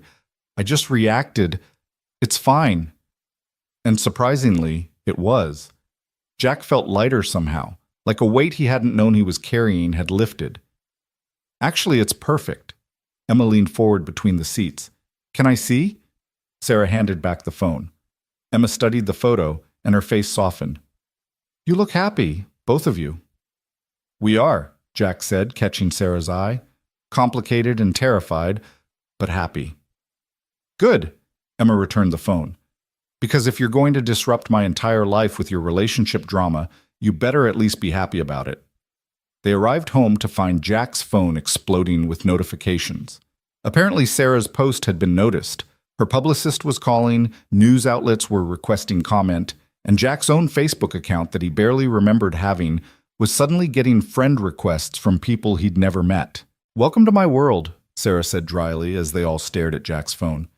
Gets easier, I promise. When? I'll let you know if I figure it out. Emma disappeared into her room to call Kaylee and probably dissect the evening's drama. Jack and Sarah collapsed onto the couch again, though the mood was different now, less romantic possibility, more shell-shocked solidarity. I handled that wrong, Sarah said after a moment. The post. I should have discussed it with you first. You were protecting Emma. I get it. Still, it was impulsive. My board's going to have opinions. The investors. She stopped herself. I'm doing it again. Making this about business instead of us. Jack pulled her close, let her rest against his chest. Can I tell you something my wife used to say? Of course. Mary had this theory about decisions. She said there are head decisions and heart decisions. Head decisions are logical, planned, safe. Heart decisions are messy and scary, and sometimes really stupid. But the heart decisions are the ones you remember on your deathbed. He pressed a kiss to Sarah's hair. Posting that photo? That was a heart decision, and I'm glad you made it. Sarah tilted her face up to look at him. You're kind of wonderful, you know that? Emma thinks I'm oblivious and stubborn. She's 12. She's legally required to think that about her parent. They sat in comfortable silence, Sarah's head on Jack's shoulder, his arm around her waist. Through Emma's closed door, they could hear her talking animatedly to Kaylee, probably recounting every detail of the photographer confrontation. She's resilient, Sarah observed. Like her dad. Like her mom. Mary was the strong one. I think you're selling yourself short. Sarah traced patterns on his chest absently. You raised that incredible girl essentially alone. Built a life for her on a construction worker's salary. Never gave up, never stopped fighting. That's not weakness, Jack. Didn't have a choice. She needed me. There's always a choice. You chose to stay, to fight, to be present. Sarah's voice went quiet. My parents were alive until I was 23, and I barely knew them. They were always working, always busy, always prioritizing the company over everything else. I swore I wouldn't be like them. Then my grandfather got sick and I became exactly like them. You're here now. That counts for something. Is it enough, though, to realize you've wasted 15 years and try to claw back some semblance of a real life? Jack thought about that, about Mary's death and the dark months after, about Emma pulling him through grief with her fierce determination that they'd survive, about the slow, painful process of building a life from ruins. It's a start, he said finally. That's all any of us get, a chance to start. Sarah lifted her head, kissed him softly. Then let's start. Really start. No more hesitation, no more second guessing. Let's see where this goes, even though it's going to be complicated. Especially because it's going to be complicated, she smiled. I've done easy. Easy is boring. Emma's door opened and she poked her head out. Are you guys still being mushy? Because I'm hungry and we have zero food. There's leftover pizza in the fridge, Jack called back. That's 3 days old. I'm not eating food poisoning. Emma emerged fully, gave them both a pointed look. Also, Sarah's trending on Twitter, number 3 worldwide. You're number 7, Dad. I'm on Twitter? Jack fumbled for his phone. Not really. People are tweeting about you. Emma showed them her screen. Sure enough, Hetch Jack Thornton was filled with people debating everything from his hero status to whether Sarah was too good for him to think pieces about class and romance. Sarah winced. I'm sorry, this is weird, Emma supplied, but also kind of cool. Like my dad is trending. That's surreal. She scrolled through more tweets. Oh, here's a good one. Jack Thornton is what actual masculinity looks like. Risked everything for a stranger, asked for nothing, treats his kid like gold. More men should aspire. That's nice, right? Can we not read tweets about me? Jack pleaded. It's making me uncomfortable. There's one calling you a gold digger, Emma continued, ignoring him. That's hilarious. Oh, and someone started a GoFundMe to help Jack buy a suit for fancy CEO events. It's already at $6,000. What? No, absolutely not. Jack grabbed for the phone, but Emma danced away. Too late. It's the internet. Once it starts, you can't stop it. Sarah was trying very hard not to laugh. For what it's worth, I think you look great in flannel. See? Sarah thinks you're hot in your work clothes. Emma grinned. I'm keeping the GoFundMe link. College fund. Emma? Margaret Thornton? Okay, I'll have them shut it down. But she was still grinning. Can we order Chinese, please? I'll even let you two have your weird adult alone time after, if you feed me. Jack looked at Sarah, who shrugged. Chinese sounds perfect. They ordered enough food for 6 people because apparently Sarah had never ordered takeout before and didn't understand reasonable portions. Emma took her share and retreated to her room to video chat with friends, leaving Jack and Sarah surrounded by containers of lo mein and orange chicken. This is nice, Sarah said, expertly wielding chopsticks. Normal. When's the last time I did something normal? You really never ordered takeout. I have a meal service. They deliver prepared organic meals tailored to my nutritional needs and meeting schedule. At Jack's expression, she laughed. I know, it's ridiculous, but it's efficient. Efficient isn't the same as living. I'm starting to realize that. Jack's phone buzzed again. This time it was Miguel. Saw the news. Proud of you, man. Also, you're definitely trending on the site. Tommy's telling everyone he called it first. Then another text from a number Jack didn't recognize. Mr. Thornton, this is Linda Martinez from Chen Enterprises. I see Ms. Chen has made a public statement. The board would like to arrange a meeting with you both to discuss how to handle the media attention. Please call me Monday morning. Jack showed Sarah the message. She sighed. I was hoping we'd have more than 12 hours before corporate got involved. What does that mean? A meeting with the board? It means they want to make sure you're not a liability, that this relationship won't damage the company's image or stock price, that you understand what you're getting into. Sarah set down her chopsticks. They're going to be formal and intimidating and probably offer you an NDA to sign. An NDA about what? About me. About us. About anything you might learn about Chen Enterprises through proximity to me. She rubbed her temples. This is exactly the kind of thing that makes dating impossible when you're a CEO. So what do we do? Sarah looked at him, really looked at him, like she was memorizing his face. We have 2 options. 1, we end this now before it gets more complicated. You go back to your life, I go back to mine, and we have a nice story about a moment of connection that didn't work out. Jack's chest tightened. What's option 2? 2, we tell the board to shove their meeting. I'm a 38-year-old woman who can date whoever she wants. They don't get a say in my personal life, NDA or not. She reached across the table, took his hand. But that option means things get harder. More scrutiny, more press, more people having opinions about us. Are you ready for that? Are you? I asked you first. Jack thought about Emma's face when she'd seen the photographers. Thought about Mary and the quiet life they'd built, free from cameras and commentary. Thought about all the ways this could go wrong, all the complications still ahead. Then he thought about Sarah's smile when she watched Emma win the Science Bowl, the way she'd stood up to those photographers without hesitation, the feeling of her hand in his, solid and real and right. I'm ready, he said. Bring on the board meeting. Sarah's smile could have lit up the entire house. You're sure? Because once we do this, there's no going back to anonymous construction worker. You'll be Jack Thornton, the guy dating Sarah Chen. That identity follows you. Good thing I'm comfortable with who I am then. Jack squeezed her hand. Besides, someone once told me that the heart decisions are the ones you remember. This is a heart decision. Using my own wisdom against me. That's fighting dirty. You should see me negotiate with Emma over bedtime. I fight very dirty. They cleaned up the Chinese food containers together, moving around Jack's small kitchen with surprising synchronization. Sarah washed while Jack dried, and there was something deeply intimate about the domestic simplicity of it. No staff, no meal service, just two people doing dishes. I could get used to this, Sarah said softly. Washing dishes? Being normal. Being with you. She handed him a plate.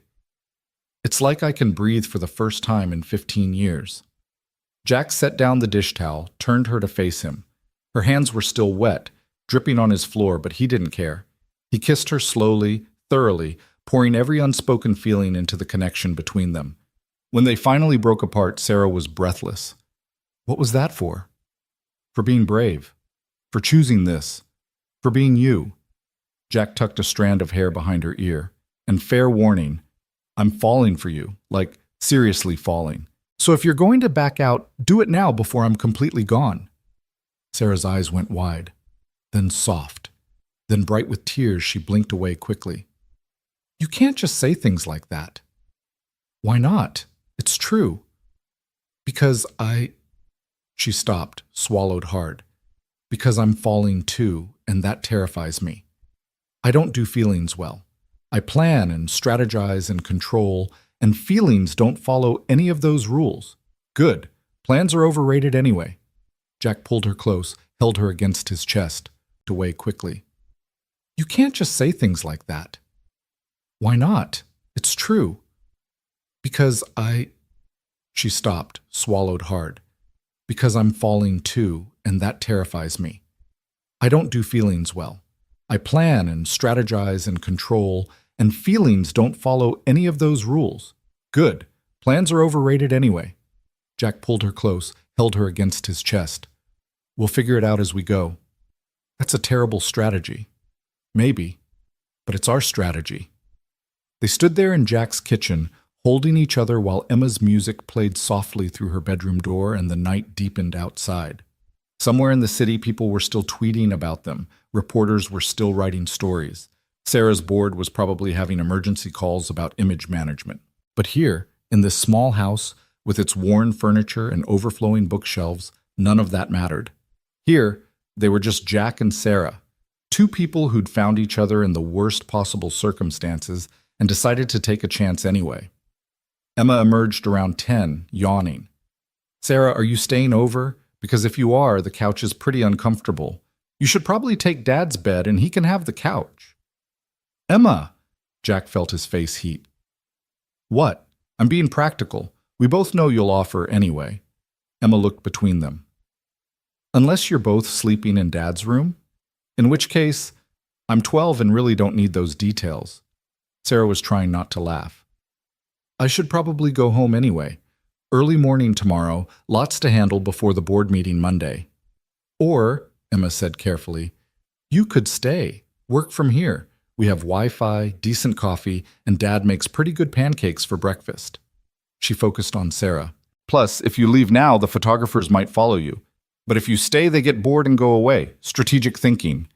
Jack gaped at his daughter. Since when are you a tactical genius? Since always. You just don't pay attention. Emma headed back toward her room. Guest towels are in the bathroom closet. Dad's got an extra toothbrush somewhere. Good night.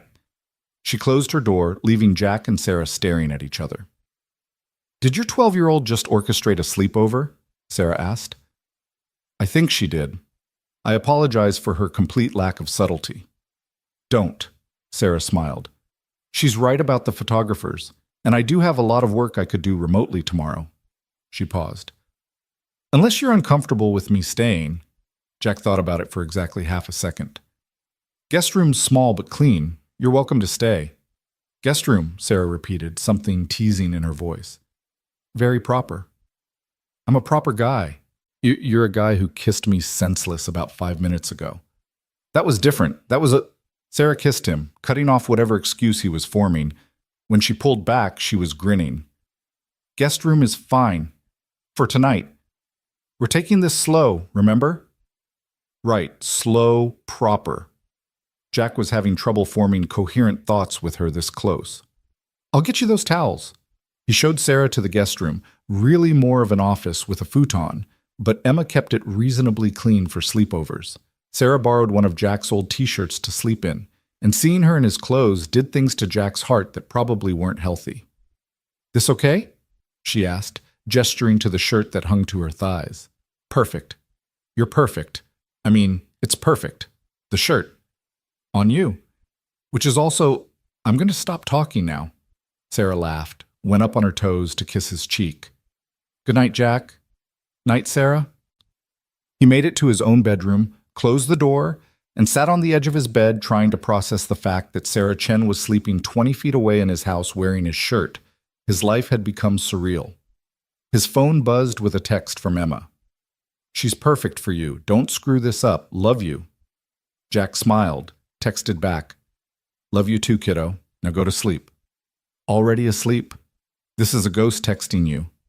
Emma. "Fine. But seriously, she's good for you. Mom would like her."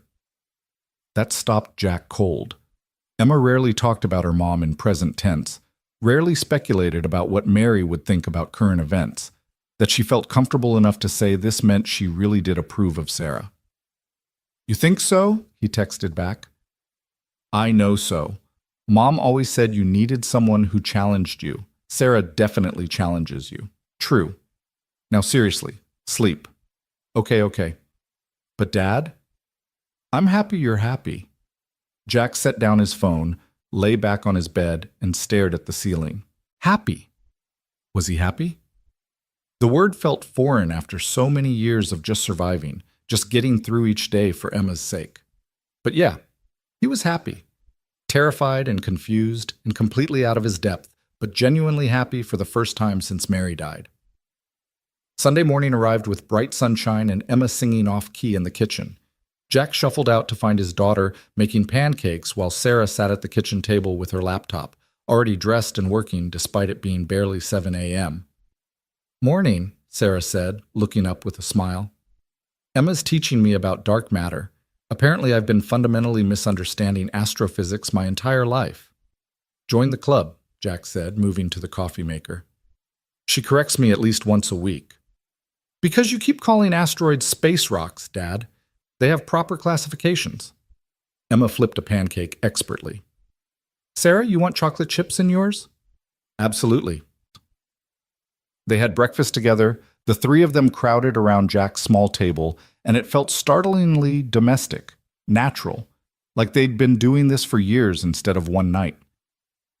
After breakfast, while Emma showered and Sarah returned to her laptop, Jack's phone rang. Linda Martinez again. "Mr. Thornton, good morning. I wanted to follow up about Monday's meeting. 10 a.m. at Chen Enterprises headquarters. Please dress appropriately, business casual at minimum." "About that meeting," Jack started. "It's non-negotiable, I'm afraid. The board is quite insistent." "Then I guess I'll see you Monday." Jack hung up before Linda could respond. Sarah looked up from her laptop. "The board?" "Meeting's confirmed, Monday at 10. Jack refilled his coffee. "Your assistant strongly suggested I dress appropriately." "Ignore her. Wear whatever makes you comfortable." Sarah closed her laptop. "Jack, I meant what I said last night. They don't get to dictate our relationship. This meeting is a formality. They'll posture, make their concerns known, and ultimately accept that I'm an adult who makes her own decisions." "You sound very confident about that." "I own 51% of Chen Enterprises. They can't actually stop me from doing anything." She paused. "But I'd like you there anyway. Show them exactly who you are. Let them see what I see." "And what's that?" Sarah stood, moved to where Jack leaned against the counter, slid her arms around his waist. "Someone genuine. Someone who knows what actually matters. Someone who makes me want to be better than I've been."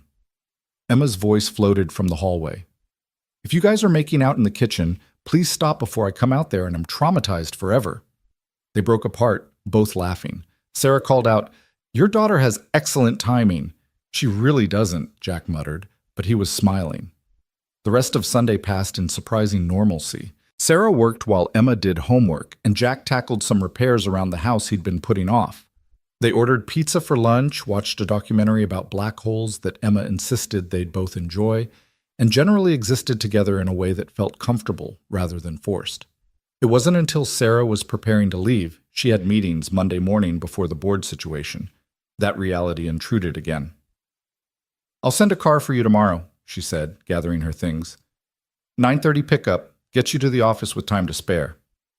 "I can drive myself." "To downtown during rush hour? That's like an hour in traffic from here." Sarah touched his face gently. "Let me do this one thing. Please."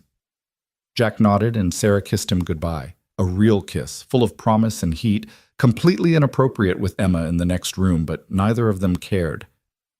"Monday, then," Sarah whispered against his lips. "Monday." She left, and the house felt emptier without her. Emma appeared in the doorway, watching Sarah's car pull away. "You really like her," Emma observed. "I really do." "Good, because she really likes you too." Emma turned to face him. "Dad, I know this is scary. New relationship, complicated situation, all that stuff. But you deserve to be happy, and she makes you happy. So whatever happens tomorrow with those board people, don't let them take that away from you." Jack pulled his daughter into a hug. "When did you get so wise?" "I've always been wise. You just don't listen." Monday morning, Jack stood in front of his closet, having a minor crisis. Business casual, Linda had said. But Jack's version of business casual was khakis and a button-up, and he had a feeling Chen Enterprises' version was something entirely different. Emma appeared in his doorway, holding up a crisp white dress shirt. "Found this in the back of your closet. It's for Mom's funeral, but it still fits. Wear this with your dark jeans, and you'll be fine." "Since when are you a fashion consultant?" "Since my dad started dating a CEO and needs to not embarrass himself." She thrust the shirt at him. "And Dad? Just be yourself." That's who she fell for. The car arrived precisely at 9:30, a sleek black sedan with a professional driver who didn't try to make small talk. Jack appreciated that. He was nervous enough without having to maintain polite conversation. Chen Enterprises' headquarters was a glass and steel tower in the heart of downtown, the kind of building that screamed money and power. Jack had driven past it hundreds of times, but never imagined he'd actually enter. The lobby alone was probably bigger than his entire house. Linda Martinez met him at security, clipboard in hand and expression neutral. "Mr. Thornton, right on time. Ms. Chen is in the meeting already. We're on the 42nd floor." The elevator ride was silent and seemingly endless. When the doors finally opened, Jack found himself in a reception area that looked like it belonged in a design magazine. Everything was chrome and glass and expensive art he didn't understand. "This way." Linda led him down a hallway to a massive conference room. Through the glass walls, Jack could see a long table surrounded by people in suits. Sarah sat at the head, looking every inch the CEO in a charcoal suit and her hair pulled back severely. She looked up when Jack entered, and her expression softened just slightly. "Mr. Thornton, thank you for coming." Her voice was formal, professional. "Everyone? This is Jack Thornton. Jack, this is Chen Enterprises' Board of Directors." 10 faces turned to study him. Jack recognized a few from news articles. Richard Chen, Sarah's uncle and largest minority shareholder. Margaret Wu, Chief Financial Officer. David Park, Head of Operations. The others were strangers, but they all wore the same expression, calculating skepticism. "Mr. Thornton." Richard Chen spoke first. "Please, have a seat." Jack sat in the empty chair beside Sarah, hyper-aware of every eye on him. He felt like a specimen under a microscope. "We appreciate you taking the time," Richard continued. "As you're aware, Ms. Chen's social media post Saturday evening generated significant attention. The board felt it prudent to discuss the potential implications." "Implications?" Jack repeated flatly. "For the company," Margaret Wu clarified. "Chen Enterprises has worked hard to cultivate a specific image. Any personal relationships involving our CEO inevitably reflect on that image. So you want to vet me, make sure I'm not going to embarrass your bottom line." Silence. Then David Park smiled, not kindly. "Mr. Thornton, you have to understand our position. Ms. Chen is the face of this company. Her personal life is, by extension, company business. We need assurances that this relationship won't become problematic." "Problematic how?" Jack felt his temper rising but kept his voice level. The media attention, your background, the optics of a CEO dating someone so far outside her usual social circle. Richard leaned forward. We're not saying you're not a good man, Mr. Thornton. Your actions during the accident speak to your character, but this relationship raises questions. Jack looked at Sarah. She was rigid, jaw tight, clearly holding back. This was her fight to have, but she was letting him handle it first, trusting him to hold his own. Let me save us all some time, Jack said. You want to know if I'm with Sarah for her money? If I'm going to sell stories to tabloids? If I'll become a liability that damages your precious company image? He met each board member's gaze in turn. The answer to all of that is no. I don't want Sarah's money. I already turned down a substantial reward from this very company. I don't want fame or attention. I just want Sarah, the person, not the CEO. That's easy to say, Margaret observed. Harder to prove. I'm not interested in proving anything to you, Jack's voice hardened. Sarah is a grown woman who can make her own decisions about her personal life. Whether you approve or not is irrelevant. Actually, it's quite relevant, Richard countered. Sarah may own controlling shares, but she still answers to this board. If we determine that this relationship poses a risk to the company, we can make things very difficult. Sarah stood abruptly. No, Uncle Richard, you really can't. The room went silent. Every board member stared at Sarah, who remained standing, her hands flat on the conference table, looking more commanding than Jack had ever seen her. With all due respect, Ms. Chen, Margaret started. No more with all due respect. Sarah's voice cut like ice. For 15 years, I have given everything to this company. Missed weddings, funerals, holidays, sacrificed relationships, health, any semblance of a personal life. I've quintupled our value, expanded into 6 new markets, and just closed a $3.7 billion merger that you all said was impossible. She straightened, pulling herself to full height. And now you're sitting here in my conference room questioning whether I'm allowed to date someone who doesn't meet your approval? Sarah, we're simply concerned, Richard began. You're concerned about optics, about what investors might think, about maintaining the carefully constructed image of Sarah Chen, untouchable CEO. She laughed, but there was no humor in it. You know what? I'm tired of being untouchable. I'm tired of being more symbol than human being. David Park shifted uncomfortably. The company's reputation is built on innovation and results, not on who I date. Sarah's eyes blazed. Jack Thornton saved my life. He asked for nothing in return. He sees me as a person, not a profit margin. And if that somehow damages our reputation, then maybe our reputation deserves to be damaged. Jack stood slowly, moved to Sarah's side. She glanced at him, and he saw the tremor in her composure, saw how much this defiance was costing her. Sarah, he said quietly, meant only for her. You don't have to do this. Yes, I do. She turned back to the board. Here's what's going to happen. I'm going to continue seeing Jack. You're going to accept it. And if any of you have a problem with that, you're welcome to tender your resignation. You can't be serious, Margaret said. Sarah, think about what you're saying. The shareholders will care about quarterly earnings, not my love life. And if they do care, they can sell their shares. Sarah gathered her tablet, her coffee, her composure wrapping around her like armor. This meeting is over. Jack, would you join me in my office? She strode out without waiting for a response. Jack followed, very aware of 10 pairs of eyes burning into his back. Behind him, he heard Richard Chen's voice. She's making a mistake. We need to contain this before it spirals. Sarah's office was on the same floor, a corner suite with floor-to-ceiling windows overlooking the city. The moment the door closed behind them, her armor cracked. She set down her things with shaking hands, pressed her palms against the desk. That was, she started. Incredible, Jack finished. Terrifying and probably career-limiting, but incredible. I just threatened my entire board. Sarah's laugh was slightly hysterical. Uncle Richard has been with this company since my grandfather founded it. Margaret Wu has been CFO for a decade. I basically told them all to get lost. You told them you're human, that you get to have a life outside these walls. Jack moved closer. That took guts. or stupidity. They could make this very difficult for me. Start questioning my decisions, slow-walking approvals, making my life hell. She turned to face him. And it's all because of us. Because I couldn't just keep this quiet and simple. Do you regret it, going public? Sarah studied his face for a long moment. No, I don't. But Jack, you need to understand what you're signing up for. This is my world. Boardrooms and power plays and people who will use our relationship as a weapon. It's only going to get more complicated.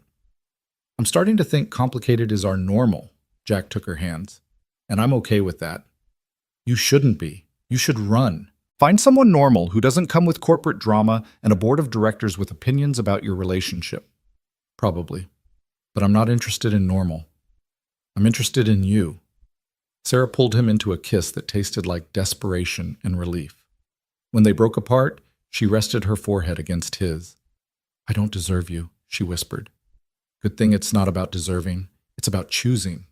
Jack kissed her temple. And I choose this. I choose you. Complicated board meetings and all. A knock interrupted them. Linda Martinez poked her head in, her expression carefully neutral.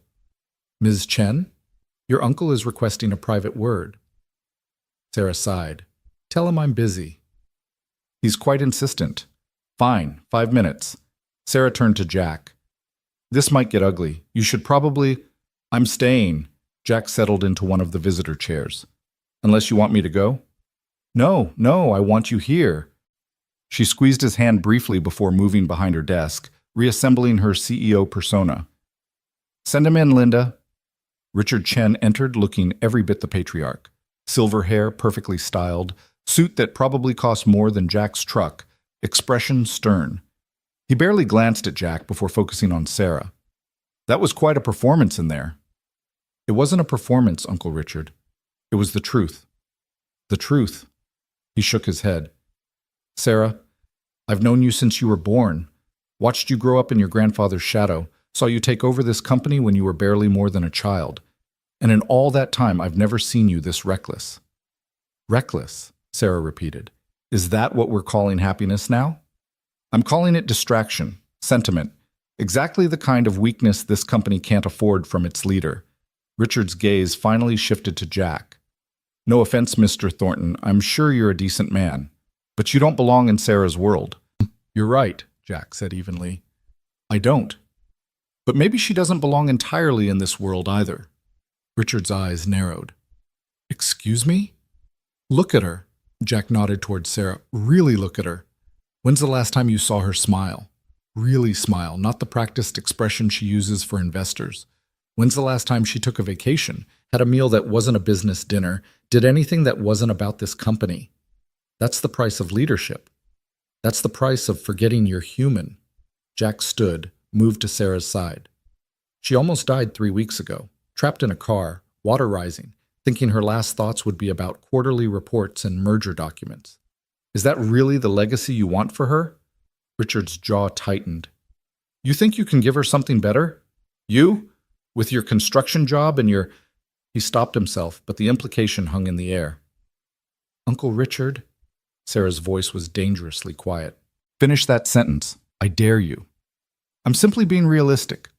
Mr. Thornton comes from a different background, different values, different expectations. Richard's tone softened slightly. Sarah, I'm trying to protect you from making a mistake that could cost you everything you've built. What if everything I've built isn't worth protecting? The question fell like a bomb. Sarah stood, moved around her desk to face her uncle directly. What if I've spent 15 years building a prison and calling it success? That's absurd. Chen Enterprises is your grandfather's legacy. Is a company, just a company. It's not my entire existence, no matter how much you and the board want it to be. Sarah's voice cracked slightly. Grandfather built this company, yes. But he also told me right before he died that he regretted putting it before family, before life. He made me promise not to make his mistakes. He was delirious. He was lucid, clear, and he was right. Sarah blinked back tears. I've become exactly what he warned me against, so focused on the empire that I forgot about the person. Well, not anymore. Richard looked genuinely shaken.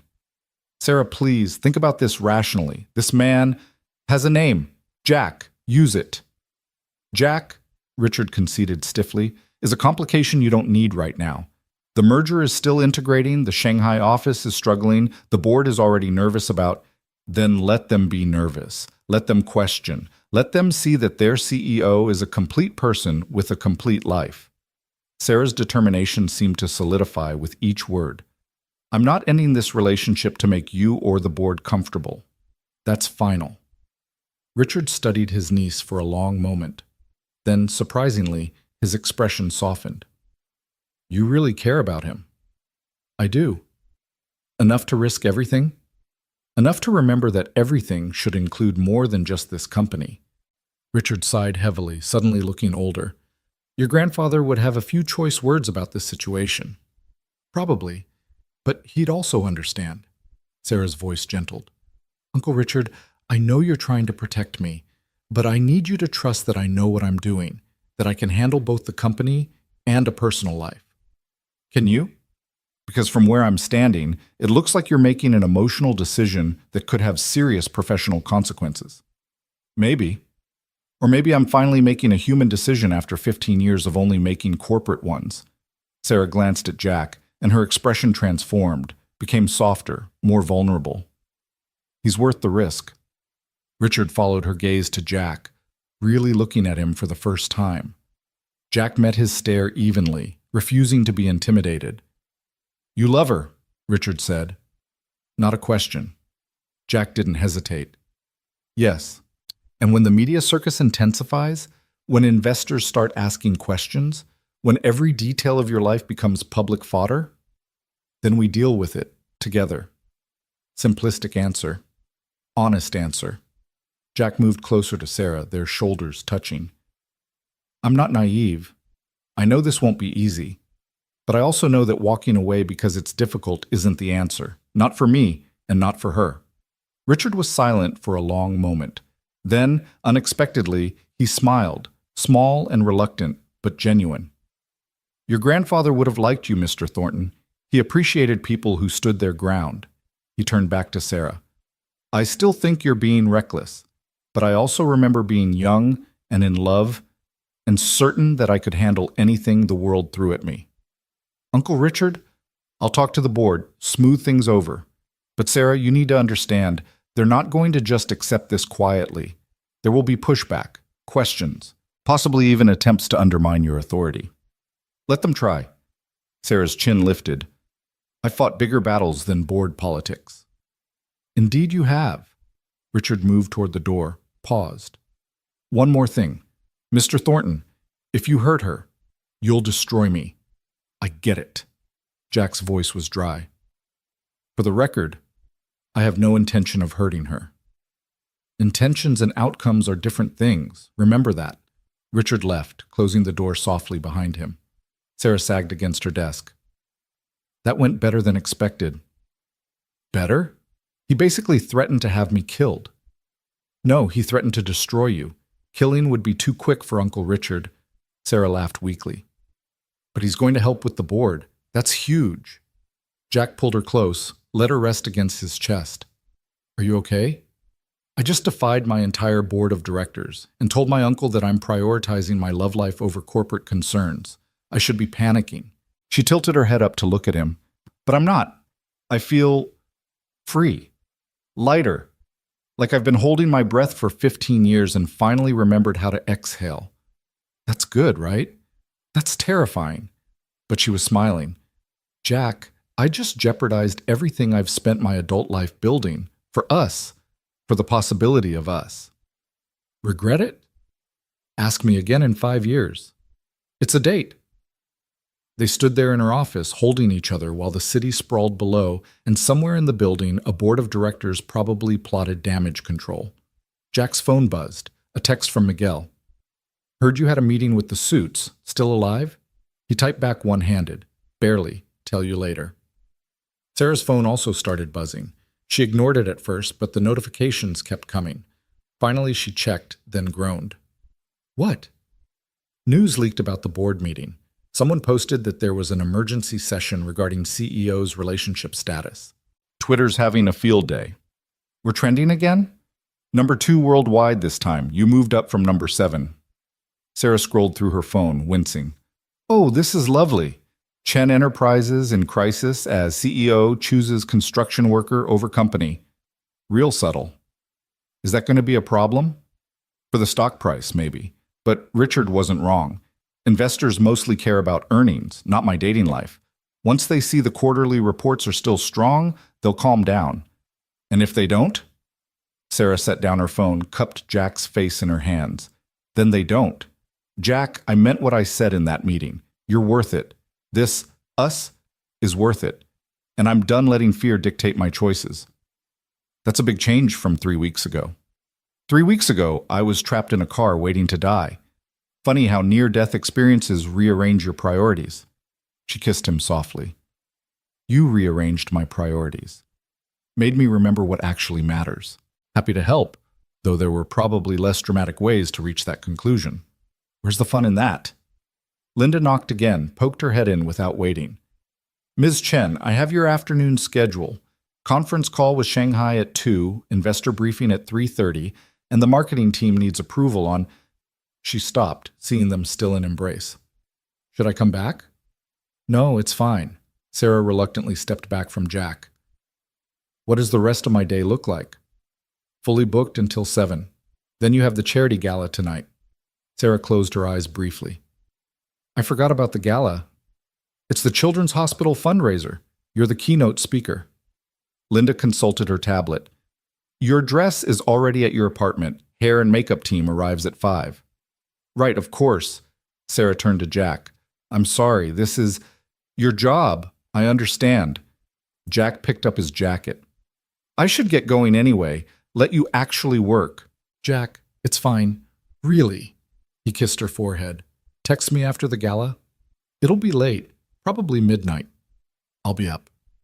He left before she could protest further, nodding to Linda on his way out. The elevator ride down felt longer than the ride up, and Jack spent it processing everything that had just happened.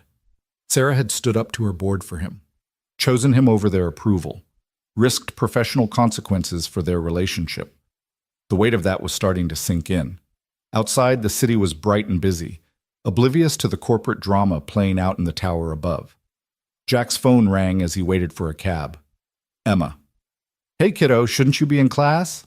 Lunch break. How'd the meeting go? It went. How'd you even know about it? Dad, it's on the news. Chen Enterprises board meets to discuss CEO's controversial romance. You're famous. Jack rubbed his temples.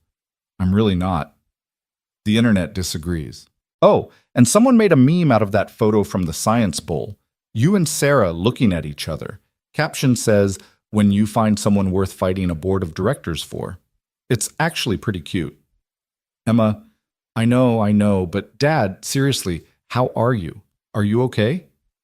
The simple question, asked with genuine concern, nearly undid him. Yeah, Em, I'm okay. Overwhelmed, but okay. Is Sarah okay? She's strong, stronger than I expected. She stood up for us. Good, that's good. A bell rang in the background. Gotta go. Love you, Dad. And hey, I'm proud of you. For what? For being brave, for not backing down, for showing me that sometimes the scary thing is the right thing. Another bell. Seriously gotta go. Mrs. Peterson's giving me the look. Bye. She hung up before Jack could respond. He stood there on the sidewalk, phone in hand, feeling the truth of Emma's words settle into his bones. He had been brave, had stood his ground in that boardroom, refused to be intimidated, supported Sarah when she needed it. Mary would have been proud too, he realized. She'd always pushed him to stand up for himself, to recognize his own worth.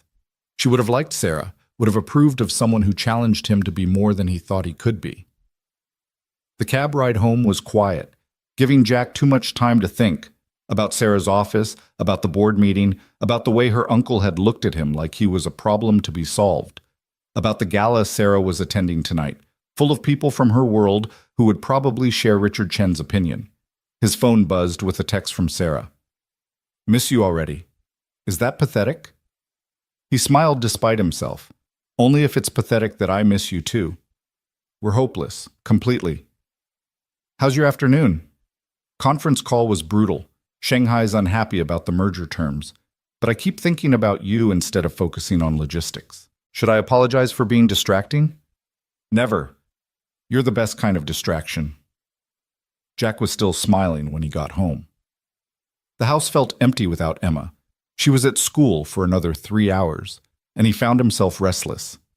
He tried watching TV, gave up after 10 minutes, attempted to read, couldn't focus, finally settled on doing what he always did when his mind was too full, working with his hands. He spent the afternoon fixing the loose railing on the front porch, a project he'd been putting off for months. The physical work helped, gave him something concrete to focus on while his thoughts churned. Sometime around 4, Miguel called. So, board meeting. Want to talk about it? Not particularly. Tommy's telling everyone you told a bunch of billionaires to shove it. That true? Jack paused mid-hammer swing. Not exactly. Sarah did most of the telling. But you backed her up. Of course I did. Good man. Miguel was quiet for a moment. Jack, you know this is going to get complicated, right? Company politics, media attention, all that garbage. You ready for it? No, but I'm doing it anyway. That's either brave or stupid. Probably both. Jack set down the hammer. Miguel, can I ask you something? Shoot. You've been married, 20 years? How do you make it work? The differences, the challenges, all of it? Miguel laughed. You want my secret? There isn't one. Maria and I fight. We disagree. She thinks I work too much. I think she spoils the kids. But at the end of the day, we choose each other. Every single day, we make that choice. That's all you can do. Choose each other. Yep, everything else, money, status, what other people think, it's all noise. What matters is the choice. Miguel paused. This Sarah, she's choosing you too? Yeah, she is. Then you'll be fine. Trust that.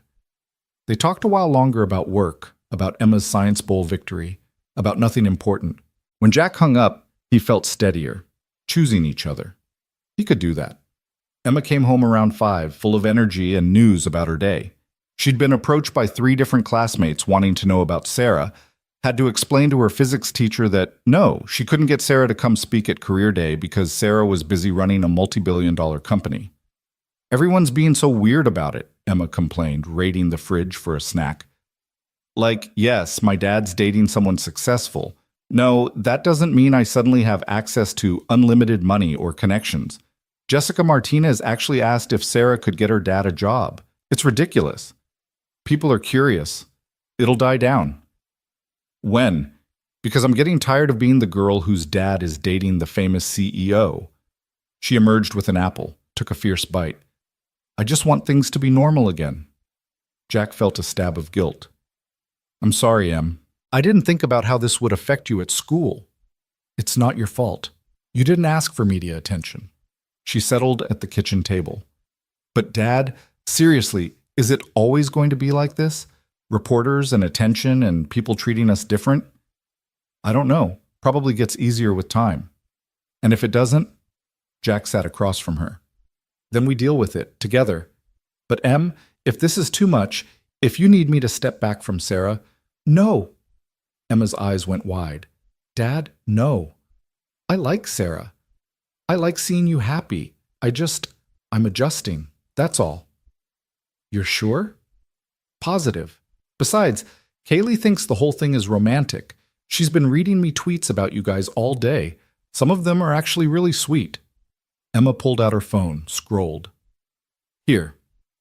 Jack Thornton is proof that good men still exist. Risked his life for a stranger, treats his kid like gold, and isn't afraid to stand up to corporate America. We stan. What's stan mean? I have no idea. I think it means they support you. Oh, here's another one. Sarah Chen chose a real man over board approval. That's the kind of CEO we need, one who remembers humanity matters more than shareholders. People have too much time on their hands. Or they're invested in your love story. It's kind of sweet, actually, like the whole internet is rooting for you guys. Emma kept scrolling. Though there are some mean ones, too. Lots of people saying you're a gold digger or Sarah's slumming or whatever. I report those for harassment. Emma, you don't have to defend me online. Yes, I do. You're my dad. And they're wrong about you. She set down her phone, looked at him seriously. You're the best person I know, Dad. If people can't see that, that's their problem. Jack's throat tightened. Love you, kiddo. Love you too. Now, what's for dinner? Because I'm starving and we both know you haven't thought about food once today. She was right. Jack ordered Chinese, seemed to be becoming a habit, and they ate while watching Emma's favorite space documentary. Around 8, Jack's phone buzzed with a photo from Sarah. It was a selfie, clearly taken in a bathroom at the gala. She was in a stunning black gown, hair swept up elegantly, but her expression was exasperated. The caption read, "Hour 2 of smiling at people I don't like while they pretend to care about charity. Send help." Jack texted back, "You look beautiful and miserable, both accurate. Currently hiding in the ladies' room. Is it socially acceptable to fake a medical emergency? Probably not. How much longer? Keynote speech in 20 minutes, then at least another hour of networking. Kill me now. Hang in there. Think of it as practice for tolerating my family at Thanksgiving. You want me to meet your family?" Jack paused, realizing what he'd implied. They'd been together, officially, for less than 2 weeks. Thanksgiving was months away. But somehow the idea of Sarah at his family gatherings felt natural. Right. Eventually. If you want, I want. Fair warning, though. I'm terrible at family things. Only child, dead parents. Uncle Richard's idea of family dinner is a board meeting with catering. We'll ease you in. Maybe start with just Emma and me. Work up to the cousins. Deal. Okay. They're calling me back. Wish me luck. Good luck. Knock 'em dead. With boredom, probably. Talk later. Emma looked up from her documentary. Sarah okay? Hating a charity gala. Rich people problems. But Emma was smiling. She really doesn't fit the CEO stereotype, does she? What do you mean? I don't know. I always thought people like her would be cold, untouchable. But she texts you bathroom selfies and complains about networking. She's just normal, in a good way. She is pretty normal when she's not terrifying board members. I want to hear about that, by the way. The whole meeting. Don't leave anything out. So Jack told her, editing only slightly for age appropriateness. Emma listened with rapt attention, gasping at the right moments, cheering when Sarah stood up to the board. She told them she'd rather have you than their approval? Emma's eyes shone. Dad, that's like something from a movie. Real life, kiddo. I know, but still, how many people would actually do that? Risk everything for someone they've known a few weeks? Emma hugged her knees to her chest. She must really love you. She hasn't said that. She doesn't have to. It's obvious. Jack thought about that after Emma went to bed, about love and choices and the terrifying speed at which his life had transformed. 3 weeks ago, he'd been alone, focused only on Emma and work, and getting through each day. Now he was dating a CEO, trending on Twitter, and contemplating Thanksgiving dinners with someone he was absolutely, terrifyingly falling in love with. His phone rang around 11:30. Sarah, finally free from the gala. Hey, her voice was tired. Sorry for calling so late. I told you I'd be up. How was it? Excruciating. 3 hours of people who donate to charity for tax breaks and social capital, pretending they care about sick children. Sarah sighed. Though we did raise $2 million, so I guess the pretending serves a purpose. That's good, right? It's necessary. I just hate the performance of it all. The fake smiles, the strategic conversations, the networking that's really just transactional relationships dressed up as friendship. A pause. Is it terrible that the only thing that got me through tonight was thinking about you? Not terrible. Kind of nice, actually. I kept imagining what you'd say about everything. The overpriced wine, the speeches that were 90% self-congratulation, the woman who cornered me about her son's startup and couldn't take no for an answer. Jack laughed. What would I say?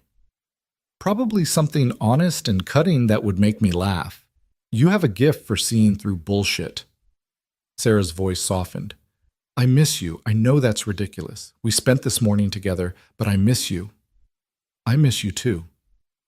Can I see you tomorrow? I have meetings until 3, but after that I'm free. Emma has tutoring until 5. Could do dinner after.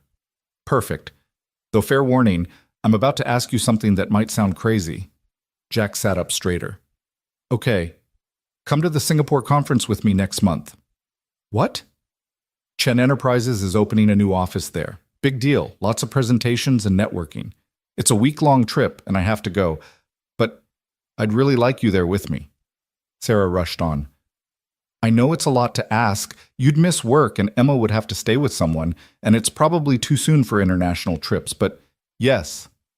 Silence. Then, yes? Yeah, I'll come. Might take some convincing Miguel to give me the time off, but yes. Really? Just like that? Sarah, you told your board of directors to shove it for me today. I think I can handle a business trip to Singapore. It won't be just business. There'll be formal dinners, conferences, people judging every move we make. You'll have to wear suits and make small talk with international investors and, Sarah, breathe. I said yes, I'm in. You're sure? Completely. Jack smiled into the phone. Besides, never been to Singapore. Might be fun. Fun is not the word I'd use for corporate conferences. Then we'll make our own fun. Play corporate bingo, rate the boring speeches, sneak away when no one's looking. Sarah's laugh was bright with relief. Have I mentioned I'm falling for you? Jack's heart stuttered. You might have implied it. I'm making it explicit. Jack Thornton, I am absolutely, irrevocably falling in love with you. It's terrifying and inappropriate and probably happening way too fast, but it's true. Good, Jack managed, his voice rough. Because I'm falling too. Have been since you asked why someone like me would save someone like you. Stupid question, by the way. I know. I'm sorry I ever asked it. Don't be. It led us here. They talked until nearly 1 a.m. about nothing and everything. Emma's latest astronomy obsession, Sarah's plans for the Singapore office, what they'd have for dinner tomorrow, whether Jack looked better in blue or gray. When they finally said goodnight, Jack lay in bed staring at the ceiling, feeling like his entire world had tilted on its axis. Sarah loved him, or was falling in love with him, which was close enough. And he loved her back, this impossible woman who'd crashed into his life and turned everything upside down. His phone buzzed one more time, a text from Sarah. Sweet dreams. And Jack? Thank you for choosing me, every day. It means more than you know. He typed back, always. That's the easiest choice I've ever made. The next week fell into a pattern that somehow felt both surreal and natural. Sarah would text him good morning before her first meeting. Jack would call during his lunch break. They'd have dinner 3 or 4 nights a week, sometimes at Jack's house, sometimes at restaurants that Sarah insisted on paying for despite Jack's protests, once memorably at Sarah's penthouse, where Emma had stared wide-eyed at the floor-to-ceiling windows and declared it basically a spaceship. The media attention started to ease, as Sarah predicted. There were still occasional photographers, still tweets and speculation, but the feeding frenzy had calmed to a dull roar. Jack learned to ignore the cameras, to walk past reporters without engaging, to let Sarah's security team handle the worst of it. Emma adjusted too, finding her footing at school once the initial curiosity died down. She even started to enjoy some aspects of it, particularly when Sarah arranged for her to tour the observatory at the university, complete with a private session with the head astronomer who let Emma look through telescopes that cost more than Jack's house. She didn't have to do that, Jack said when Sarah mentioned it casually over dinner. I wanted to. Emma's brilliant. She should have access to resources that match her potential. Sarah picked at her pasta. Besides, seeing her face when she looked through that telescope, that was worth every favor I had to call in. You're good for her, for both of us. I hope so. Sarah set down her fork. Jack, about Singapore, I need to prepare you for something. That sounds ominous. Not ominous, just realistic. Sarah took a breath. The international business community is different from here. More formal, more traditional. Some of the executives we'll meet, particularly the older generation, they're going to have opinions about us. About you. Let me guess. Wrong social class, wrong background, wrong everything? Basically. And unlike my board, these people I can't threaten. They're partners, investors, clients. I have to maintain relationships with them. So what are you saying? That I should stay home after all? No, God, no. I'm saying I need you prepared. There might be comments, snubs, people treating you like you're less than because you didn't go to the right schools or don't have the right pedigree. Sarah reached across the table, took his hand. And I need you to know that none of it is true. None of it matters to me. But it might matter to business. Business can adjust. Sarah's grip tightened. I'm not hiding you. I'm not pretending you're something you're not. I'm bringing my partner to Singapore, and if people have a problem with that, they can take their business elsewhere. Sarah, you can't afford to lose international clients because of me. Watch me. Jack studied her face, saw the determination there, the same fire she'd shown in that board meeting. You're serious? Completely. Jack, I spent 15 years playing by everyone else's rules, pretending to be what they wanted, sacrificing everything for corporate approval. I'm done with that. You're part of my life now, a big part. And I'm not apologizing for that. Even if it costs you professionally? Even then. Sarah stood, moved around the table to his side. Though honestly, I think it might help more than hurt. Turns out people respond to authenticity. The merger numbers are up since we went public. Employee satisfaction scores are climbing. Investors appreciate seeing a CEO who's a real person, not just a corporate robot. So I'm good for business? You're good for me. That makes you good for business. She settled into his lap, arms around his neck. Plus, you clean up nice in a suit. The Singapore executives won't know what hit them. I don't own a suit. We'll fix that. I know a tailor.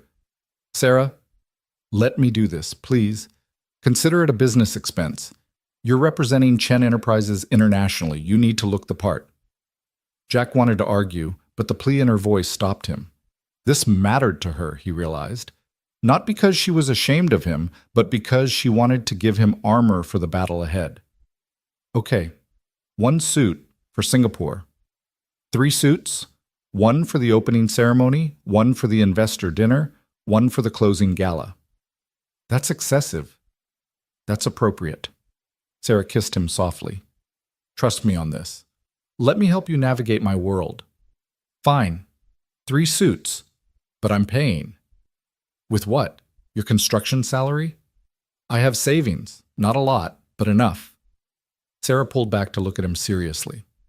Jack, a single suit from the tailor I use costs about $4,000. You'd blow your entire savings on conference clothes. Jack's stomach dropped. $4,000 for 1 suit? Welcome to my world. Sarah's smile was sympathetic. And before you argue, this is on me. Call it a gift. Call it a business expense. Call it whatever makes you comfortable. But you're not spending your savings on my corporate requirements. I don't want to be someone you have to dress up and parade around. You're not. You're someone I want by my side. The suits are just packaging. They don't change who you are. She cupped his face in her hands. You could show up in jeans and a t-shirt, and you'd still be the most real person in that conference center. But this way, people will have one less thing to judge you for. Jack leaned into her touch. When did life get so complicated? About 3 weeks ago. Aren't you glad? Despite everything, he smiled. Yeah, I am. They were still sitting like that, wrapped up in each other, when Emma came home from tutoring. She took one look at them and groaned. Living room is a public space, you guys. There are rules. We're just sitting, Sarah said innocently. You're sitting in his lap. That's advanced sitting. But Emma was grinning. Also, Dad, Miguel called the house phone, said you need to call him back about the Singapore trip. Jack gently moved Sarah aside and grabbed his phone. 3 missed calls from Miguel. He stepped into the kitchen, called back. Finally, Miguel answered. Been trying to reach you for an hour. Sorry, phone was on silent. What's up? Singapore. You really going? That's the plan. I was going to talk to you about time off. Already approved. Full week, paid. Jack blinked. Paid? Miguel, I can't afford to take paid time off for a personal trip. It's not personal, it's business. Miguel's voice held a smile. Got a call today from Chen Enterprises HR. They're hiring us for a project. Renovation of their new Singapore office. Big contract. Great money. And they specifically requested you as the on-site consultant for the week you'll be there. They what? Hired you, officially. You'll be working, just in Singapore instead of here. Same salary, plus travel stipend and accommodations. Miguel paused. Let me guess. You didn't know about this? No idea. Yeah, figured. Your girlfriend pulled some strings. Hope you don't mind. Jack looked into the living room where Sarah was showing Emma something on her phone, both of them laughing. She'd done this. Created a job, a reason, a way for him to go to Singapore without it being charity. No, Jack said quietly. I don't mind. Good, because it's a sweet deal and I wasn't turning it down. Details will be in your email. Meeting next week to go over the project scope. They talked logistics for a few more minutes before hanging up. Jack returned to the living room, caught Sarah's eye. She looked up, read something in his expression, and her smile turned knowing. Miguel called, Jack said. Did he? About a very interesting job offer. Imagine that. Emma looked between them. What job offer? Apparently Chen Enterprises needs renovation work in Singapore, and they specifically requested me as a consultant. Jack crossed his arms, trying for stern and failing. Funny timing. Hilarious, Sarah agreed, but purely coincidental. We do need renovation work. The Singapore office is a disaster, and you are the best construction consultant I know. I'm the only construction consultant you know. Details. Sarah stood, moved to him. Jack, I didn't do this to trick you or make you feel obligated. I did it because it's actually true. We do need the work. And because this way you get to come to Singapore on your own merit. Not as my +1, but as a professional consultant working on a Chen Enterprises project. You're unbelievable. Is that good or bad? Jack pulled her close, pressed his forehead to hers. Good. Terrifying, but good. So you're not mad? How can I be mad? You just turned a guilt-inducing corporate trip into a legitimate work assignment. You're brilliant. I know. Sarah kissed him quickly. And before you ask, the project is real. The timeline is real. The budget is real. I just may have accelerated the hiring process once I knew you'd be there anyway. Emma cleared her throat. Just to be clear, Dad's going to Singapore for work, but also to be with Sarah? Basically, Jack confirmed. And you'll be gone a whole week? Yeah, kiddo, but we'll video call every day, and Mrs. Chen already agreed to stay with you. Can I stay at Kaylee's instead? Her mom offered. Jack glanced at Sarah, who nodded. If it's okay with the Morrisons, it's okay with me. Yes, Emma pumped her fist. Kaylee's going to freak out. Her mom makes the best cookies, and they have the big TV, and… She stopped. I'm going to miss you, though. Both of you. We'll miss you too, Sarah said. But your dad will take lots of pictures, and we'll bring back something special. Don't bring me anything expensive, just something cool. Deal. The next 2 weeks were a blur of preparation. Jack met with Chen Enterprises' facilities team to review the Singapore project, which turned out to be genuine and substantial, requiring someone with his expertise in structural renovation. He got fitted for suits, feeling ridiculous as the tailor circled him with pins and measuring tape while Sarah supervised with an approving eye. You look good in charcoal, she commented as he stood on the fitting platform. I look like I'm playing dress-up. You look like a professional consultant who happens to also be devastatingly handsome. Sarah circled him slowly. The Singapore executives won't know what hit them. I thought the point was business, not seduction. Can't it be both? The tailor coughed politely, and Sarah laughed. Emma helped Jack pack, offering commentary on every choice. Bring the blue shirt, not the white one. Blue brings out your eyes, and Sarah got you those nice shoes. Wear them. Since when are you a fashion expert? Since my dad started dating someone who actually cares about this stuff. Emma folded one of his new shirts carefully. Dad, are you nervous? About Singapore. About everything. The trip, meeting all those important people, being in Sarah's world for real. Jack sat on the bed, honest with his daughter like he always tried to be. Terrified. But I'm going anyway. Because you love her. Yeah, because I love her. Emma hugged him tight. Good. She loves you too. I can tell. How? The way she looks at you, like you're the answer to a question she didn't know she was asking. Emma pulled back. Plus, She watches that space documentary with us, even though she's probably bored out of her mind. That's love. Jack laughed. That's consideration, maybe. Same thing. Emma returned to packing. Bring me back something cool, okay? Not expensive, just something that makes you think of me. Always do, kiddo. The day before the flight, Sarah took Jack and Emma to dinner, a proper goodbye meal before the week apart. They went to Mel's, at Jack's insistence, and the three of them crowded into their usual booth. This is where it started, Sarah said, looking around the diner. Our first real date. First date was the hospital, Jack corrected. That was a trauma bonding session. This was a date. Sarah reached across the table, took his hand. Feels like a lifetime ago. It was 3 weeks ago. 3 weeks that changed everything. Sarah's eyes were soft. Best 3 weeks of my life. Emma made a gagging sound. Can we order before you guys get more sappy? I'm starving. They ordered the usual. Meatloaf for Jack, chicken fried steak for Sarah, burger for Emma. Mel brought their food with his customary smile and a knowing wink at Jack. Singapore, huh? Mel said. Fancy. How did you... Never mind, of course you know. Small town, big gossip. Mel grinned. You treat our girl right over there. Show those international types what real men look like. He'll show them, Emma said confidently. Dad's good at being real. After dinner, they walked Emma back home. Sarah had insisted on coming, even though it meant a late night before an early flight. At the door, Emma hugged Sarah tight. Take care of him, Emma whispered, and bring him back in one piece.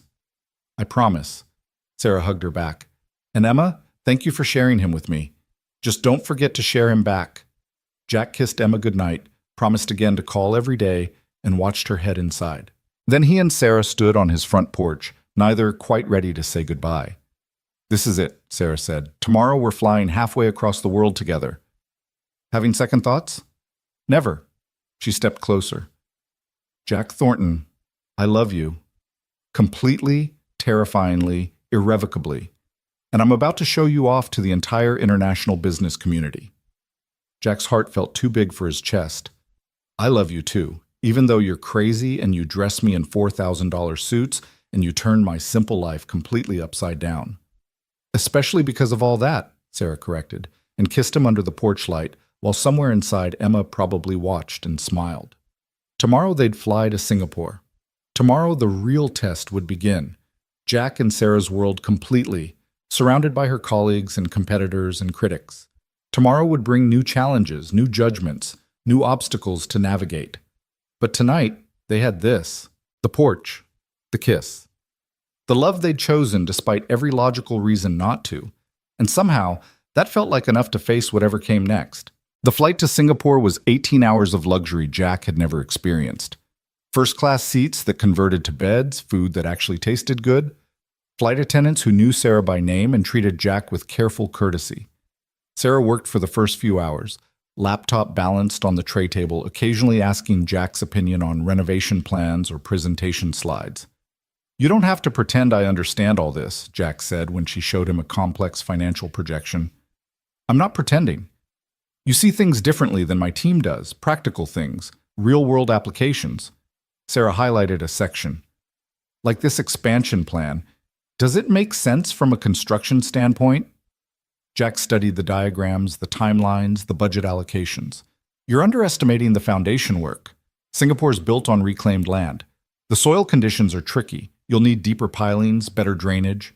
Add at least 20% to this budget and 2 months to the timeline.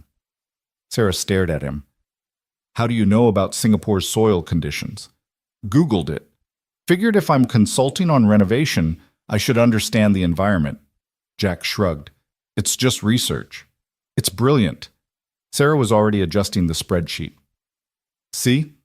This is why I need you there. My team looks at numbers. You look at reality. Your team went to fancy business schools. I went to community college. And yet you just saved us from a potentially catastrophic construction delay. Sarah saved the changes, closed her laptop. Education isn't just about degrees, Jack. It's about being smart enough to learn what you need when you need it. You're one of the smartest people I know. Jack felt his face heat. You're biased. I'm in love. There's a difference. She reached across the divider between their seats, took his hand. Get some sleep. Tomorrow's going to be intense. But Jack couldn't sleep. He watched movies, read the project files Sarah had given him, stared out the window at the darkness below. Somewhere over the Pacific, Sarah woke, found him still awake. Can't sleep? She asked, voice fuzzy. Too much in my head. Want to talk about it? Jack considered, then nodded. Sarah unbuckled, slipped into the seat beside him, tucked herself against his side. I keep thinking about your uncle, Jack admitted. What he said about me not belonging in your world. He was wrong. Was he? Sarah, tomorrow I'm walking into a conference center full of people who are going to take one look at me and know I don't fit. They're going to judge you for bringing me. Question your judgment. Let them. But what if they're right to question it?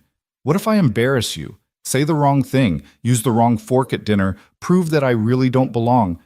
Sarah sat up, turned to face him fully. Jack Thornton, listen to me. The people who'll judge you tomorrow? Most of them are miserable.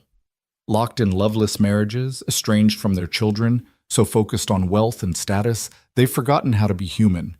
They'll judge you for not having an Ivy League degree, or knowing which wine pairs with which course.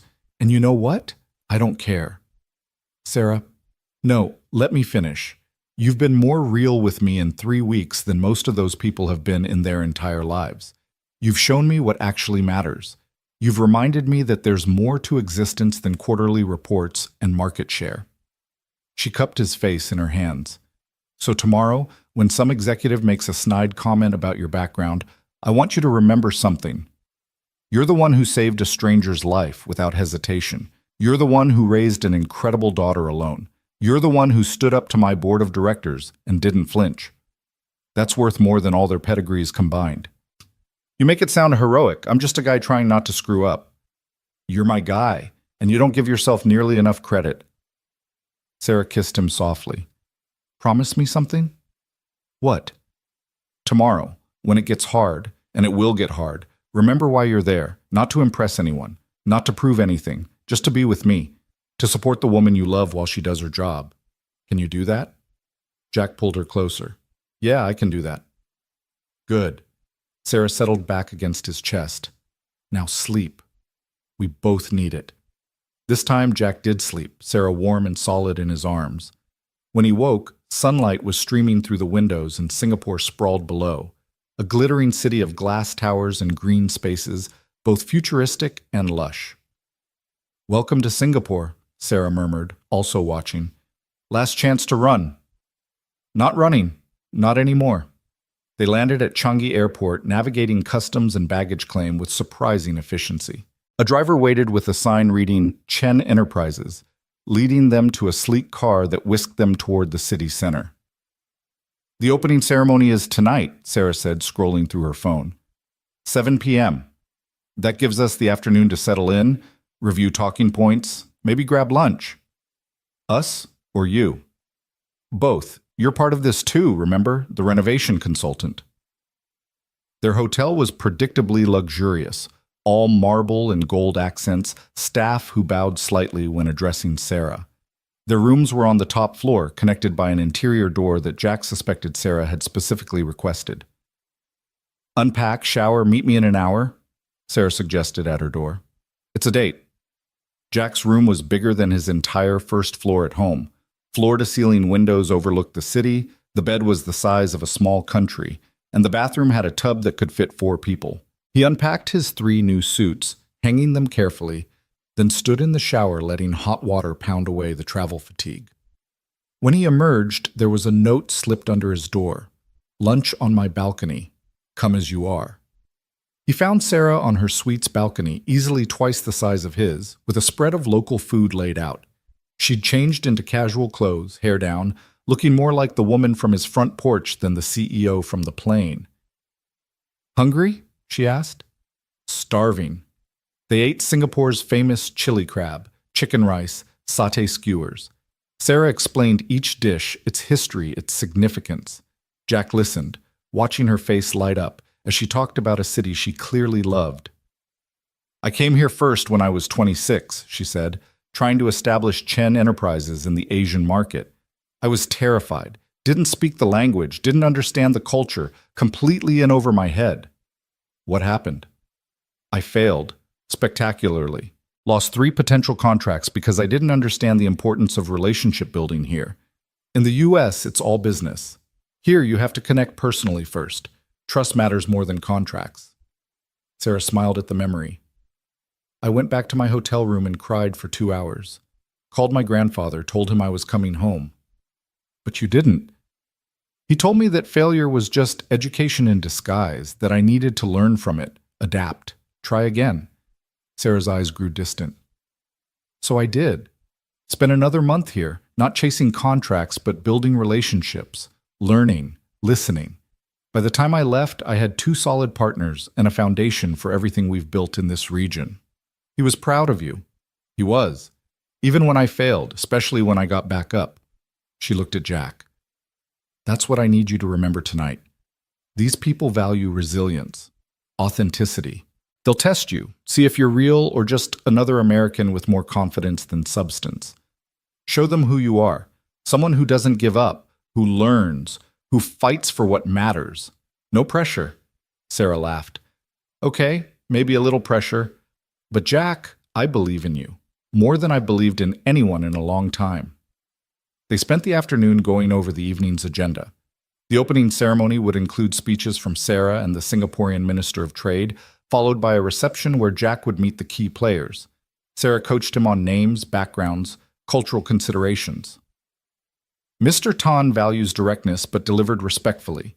Mrs. Lim appreciates humility. Don't brag, even if asked directly about achievements. The Australian delegation will try to get you drunk. Pace yourself. She consulted her notes. And whatever you do, don't mention politics. Singapore's government is complicated. Stick to business and personal connections. This is like studying for a final exam. Worse, the final exam doesn't cost millions in potential contracts. But Sarah was smiling. You'll be fine. Just be yourself. The real you, not some corporate version. At 6, they retreated to their rooms to change. Jack stared at the charcoal suit hanging in his closet, the one Sarah had declared perfect for tonight. $4,000 of fabric and tailoring. He put it on slowly, fumbling with the cufflinks Sarah had insisted he needed. A knock on the connecting door. Jack, can I come in? Yeah. Sarah entered, and Jack's breath caught. She wore a red silk gown that managed to be both elegant and powerful, her hair swept up, diamond earrings catching the light. She looked like royalty, like someone completely out of his league. Then she saw him and smiled, soft and genuine and completely unguarded. And she was just Sarah again. You look incredible, she breathed. I look like I'm playing dress-up. You look like exactly who you are, a man who cleans up remarkably well. She moved closer, adjusted his tie. How do you feel? Terrified, but ready. Good. Because it's showtime. The conference center was a masterpiece of modern architecture. Soaring glass ceilings, tropical gardens integrated into the design, everything bathed in soft lighting. People milled about in formal wear, speaking a dozen different languages, radiating wealth and influence. Jack felt every eye turn when they entered together, heard the whispers start immediately, felt the weight of judgment settling on his shoulders. Sarah's hand tightened on his arm. Head up, you belong here. She led him through the crowd, stopping to greet people, making introductions. Jack shook hands, smiled politely, tried to remember all the names and protocols Sarah had taught him. Most people were cordial, if reserved. A few were openly curious. And some, like the British executive who looked Jack up and down with barely concealed disdain, were clearly skeptical. Mr. Thornton, the man said, voice dripping with condescension. Sarah tells us you're consulting on the renovation. What's your background in international construction projects? None, Jack admitted. But I've got 15 years of structural work in challenging conditions. Singapore's soil issues aren't that different from the mountain foundations I've worked with back home. Different scale, same principles. I see. And your educational credentials? Sarah stiffened beside him, but Jack kept his voice even. Community college. Learned most of what I know on the job. How practical. The man's smile didn't reach his eyes. Well, I'm sure you'll find this week educational. He moved away before Jack could respond. Sarah looked ready to chase him down, but Jack stopped her. Don't. He's not worth it. He's a condescending ass who just implied you're unqualified. Yeah, he did. But getting angry proves his point. Better to prove him wrong with results. Sarah studied him. When did you get so diplomatic? About 5 seconds ago. I'm improvising. The ceremony began with speeches that Jack barely heard. He was too focused on the faces in the crowd, reading their reactions, their judgments. Some looked at him with curiosity, others with dismissal. A few, mostly the younger executives, with something like approval. When Sarah took the stage, the room shifted. She commanded attention effortlessly, her speech about innovation and partnership delivered with perfect poise. But then, near the end, she deviated from what Jack knew was the planned text. Before I close, I want to acknowledge someone, Sarah said, her eyes finding Jack in the crowd. 3 weeks ago, I almost died. Trapped in a car, certain my last thoughts would be about quarterly reports and market projections. Then someone pulled me out, risked his life for mine without hesitation, without asking for anything in return. That person reminded me what Chen Enterprises should really be about. Not just profit, but people. Not just success, but significance. The room was completely silent. Jack felt every eye turned to him. That person is here tonight. Jack Thornton, my partner in every sense, showed me that true leadership isn't about pedigree or credentials. It's about character, about doing the right thing when no one's watching, about being brave enough to be real in a world that rewards pretense. Sarah's voice strengthened. So as we open this new chapter for Chen Enterprises, I want us to remember that. Real innovation comes from real people solving real problems. Not from boardrooms, but from the ground up. That's the principle Jack lives every day, and it's the principle I want this company to embody. She stepped away from the podium to thunderous applause. But Jack barely heard it. He was too focused on the tears threatening to fall, on the overwhelming love for this woman who'd just publicly declared not just their relationship, but his worth to a room full of people who doubted it.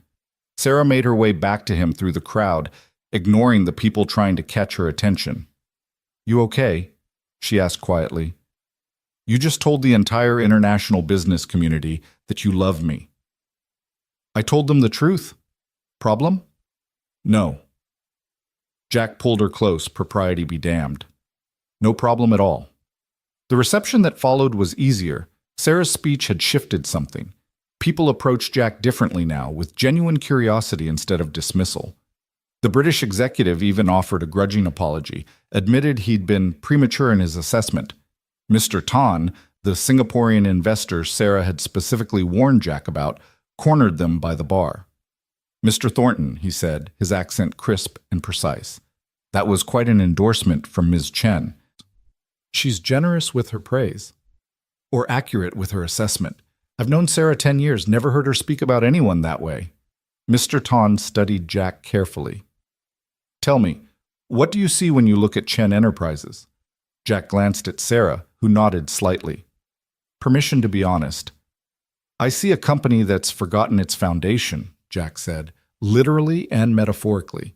You're building up, expanding, reaching for new heights, but you've stopped maintaining the base. The Singapore office, the structure's sound, but the systems are outdated. You're pouring money into flash when you should be reinforcing fundamentals. Mr. Tan's eyebrows rose. You assess this from plans?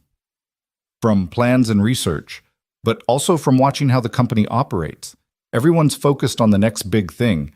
Nobody's protecting what you've already built. Jack took a risk. Sarah's speech tonight? That's her recognizing the same thing. Real innovation comes from solid foundations, not shiny surfaces. For a long moment, Mr. Tan just stared. Then he laughed. A genuine, delighted sound.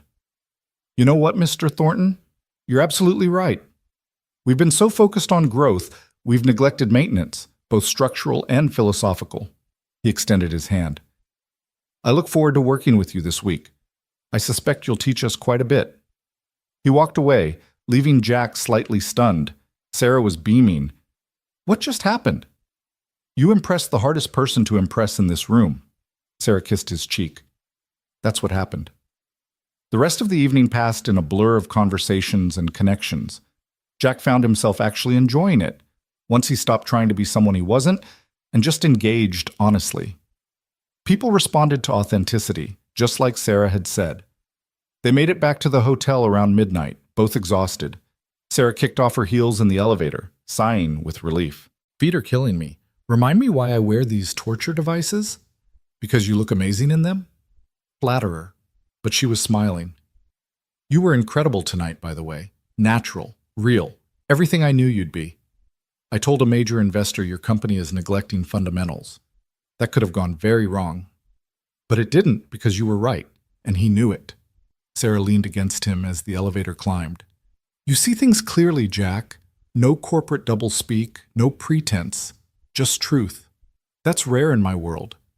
They reached their floor, walked to their connected rooms. At Sarah's door, she paused. Stay with me tonight, just to sleep. I don't want to be alone. Neither do I. Sarah's room was identical to Jack's, but felt different with her in it. Softer somehow, more lived in despite them just arriving that morning. They changed separately, Jack borrowing a t-shirt, Sarah disappearing into the bathroom and emerging in silk pajamas. They climbed into the enormous bed from opposite sides, meeting in the middle. Sarah curled against Jack's chest, his arms around her, and for a moment everything else fell away. Not the conference, not the pressure, not the judgment, just them. Thank you, Sarah whispered into the darkness. For what? For being here. For being you. For not letting my world change you. She tilted her head up to look at him. I was so afraid you'd try to become someone else to fit in. But you didn't. You just stayed Jack, and somehow that's more than enough. Sarah, I love you. That means I show up as myself, not some version I think you need. I love you too. So much it scares me sometimes. They fell asleep like that, wrapped around each other in a Singapore hotel room, while outside the city lights blazed and tomorrow waited with new challenges. The next 3 days were intense. Jack spent mornings touring the office renovation site, afternoon meetings with contractors and architects, reviewing plans and making recommendations. Evenings were filled with dinners and receptions where he stood beside Sarah, her partner in every sense. The British executive became an ally after Jack pointed out a structural flaw in the executive's own building plans. Mrs. Lim invited them to her home for tea, where she told stories about Singapore's history and asked Jack about Emma with genuine interest. The Australian delegation did try to get him drunk, but Jack paced himself and ended up having the best conversation of the week about fatherhood with their team lead. By the fourth day, Jack realized something had shifted. People didn't look at him as Sarah's questionable boyfriend anymore. They saw him as someone valuable in his own right, a consultant who brought practical wisdom, a man who didn't let status or wealth intimidate him. Sarah's partner? Yes, but also his own person. You've won them over, Sarah said that evening as they prepared for the investor dinner. Even the skeptics. I was just myself. Exactly. That's why it worked. Sarah adjusted his tie, the blue one that brought out his eyes, according to Emma. You ready for tonight? This is the big one. The investor dinner was at a private club overlooking the city, 40 people who collectively controlled billions in capital.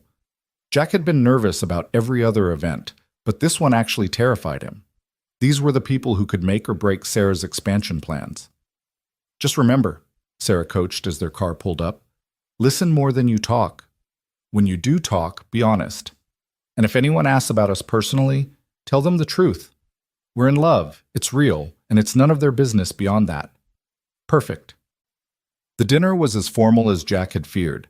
6 courses, 3 different wine glasses, conversation that danced around business without directly addressing it. Jack found himself seated between a German banker and a Japanese tech investor, with Sarah across the table where he could catch her eye when needed. So, Mr. Thornton, the German banker said over the second course, you're the famous rescuer, yes? The one who saved Sarah from certain death.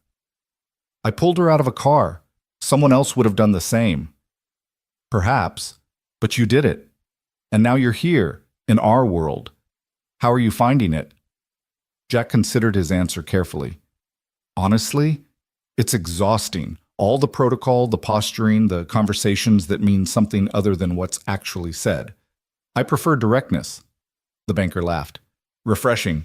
Most Americans pretend to love our formality. You admit it's tedious. Different, not tedious. I respect the tradition, just not natural for me. And yet you navigate it well, better than many who were born to it. The banker studied him. Sarah chose wisely, I think.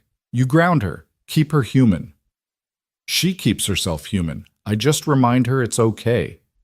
The Japanese investor leaned in. Sarah speaks very highly of your renovation recommendations. She says you see problems others miss. I see practical issues. Everyone else is focused on the big picture, which is important. But someone has to think about foundations, drainage, the unglamorous stuff that keeps buildings standing. And companies, the banker added. Sarah's speech the other night, about fundamentals over flash, that was influenced by you? Jack glanced at Sarah, who was deep in conversation but somehow still monitoring him. We talked about it, but the conclusion was hers. Modest. The Japanese investor smiled. Also refreshing. Mr. Thornton, may I ask you something personal? Sure. What do you want from this? From Sarah? From Chen Enterprises? From this world you've entered? Jack set down his fork, met the man's gaze directly. I want Sarah to be happy. Actually happy. Not just successful. I want to build a life with her that includes both our worlds, not just hers, and I want to get home to my daughter, who's probably driving her friend's mother crazy with astronomy facts right now. He paused. If you're asking whether I'm after Sarah's money, the answer is no. I've got everything I need. Sarah's just everything I want. Silence around their section of the table. Then the banker raised his glass.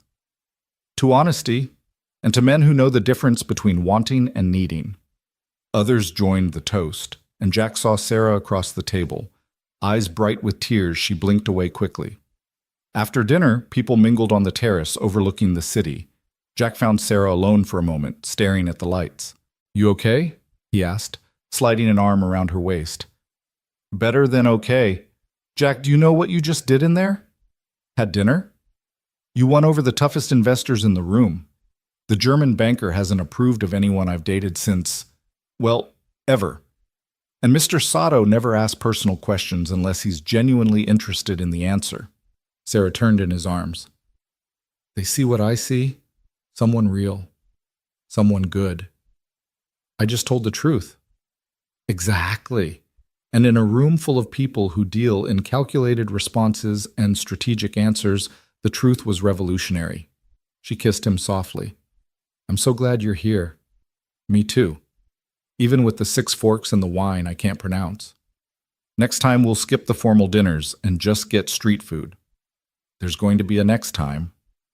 Singapore office needs quarterly check-ins. Someone has to make sure they're maintaining those fundamentals.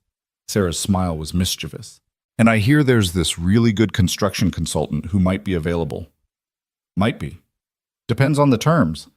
Very favorable terms, includes the consultant's girlfriend and possibly his daughter if she wants to come. Jack pulled her closer. Emma would love that. She's been asking about international travel. Then it's settled. We'll come back in 3 months.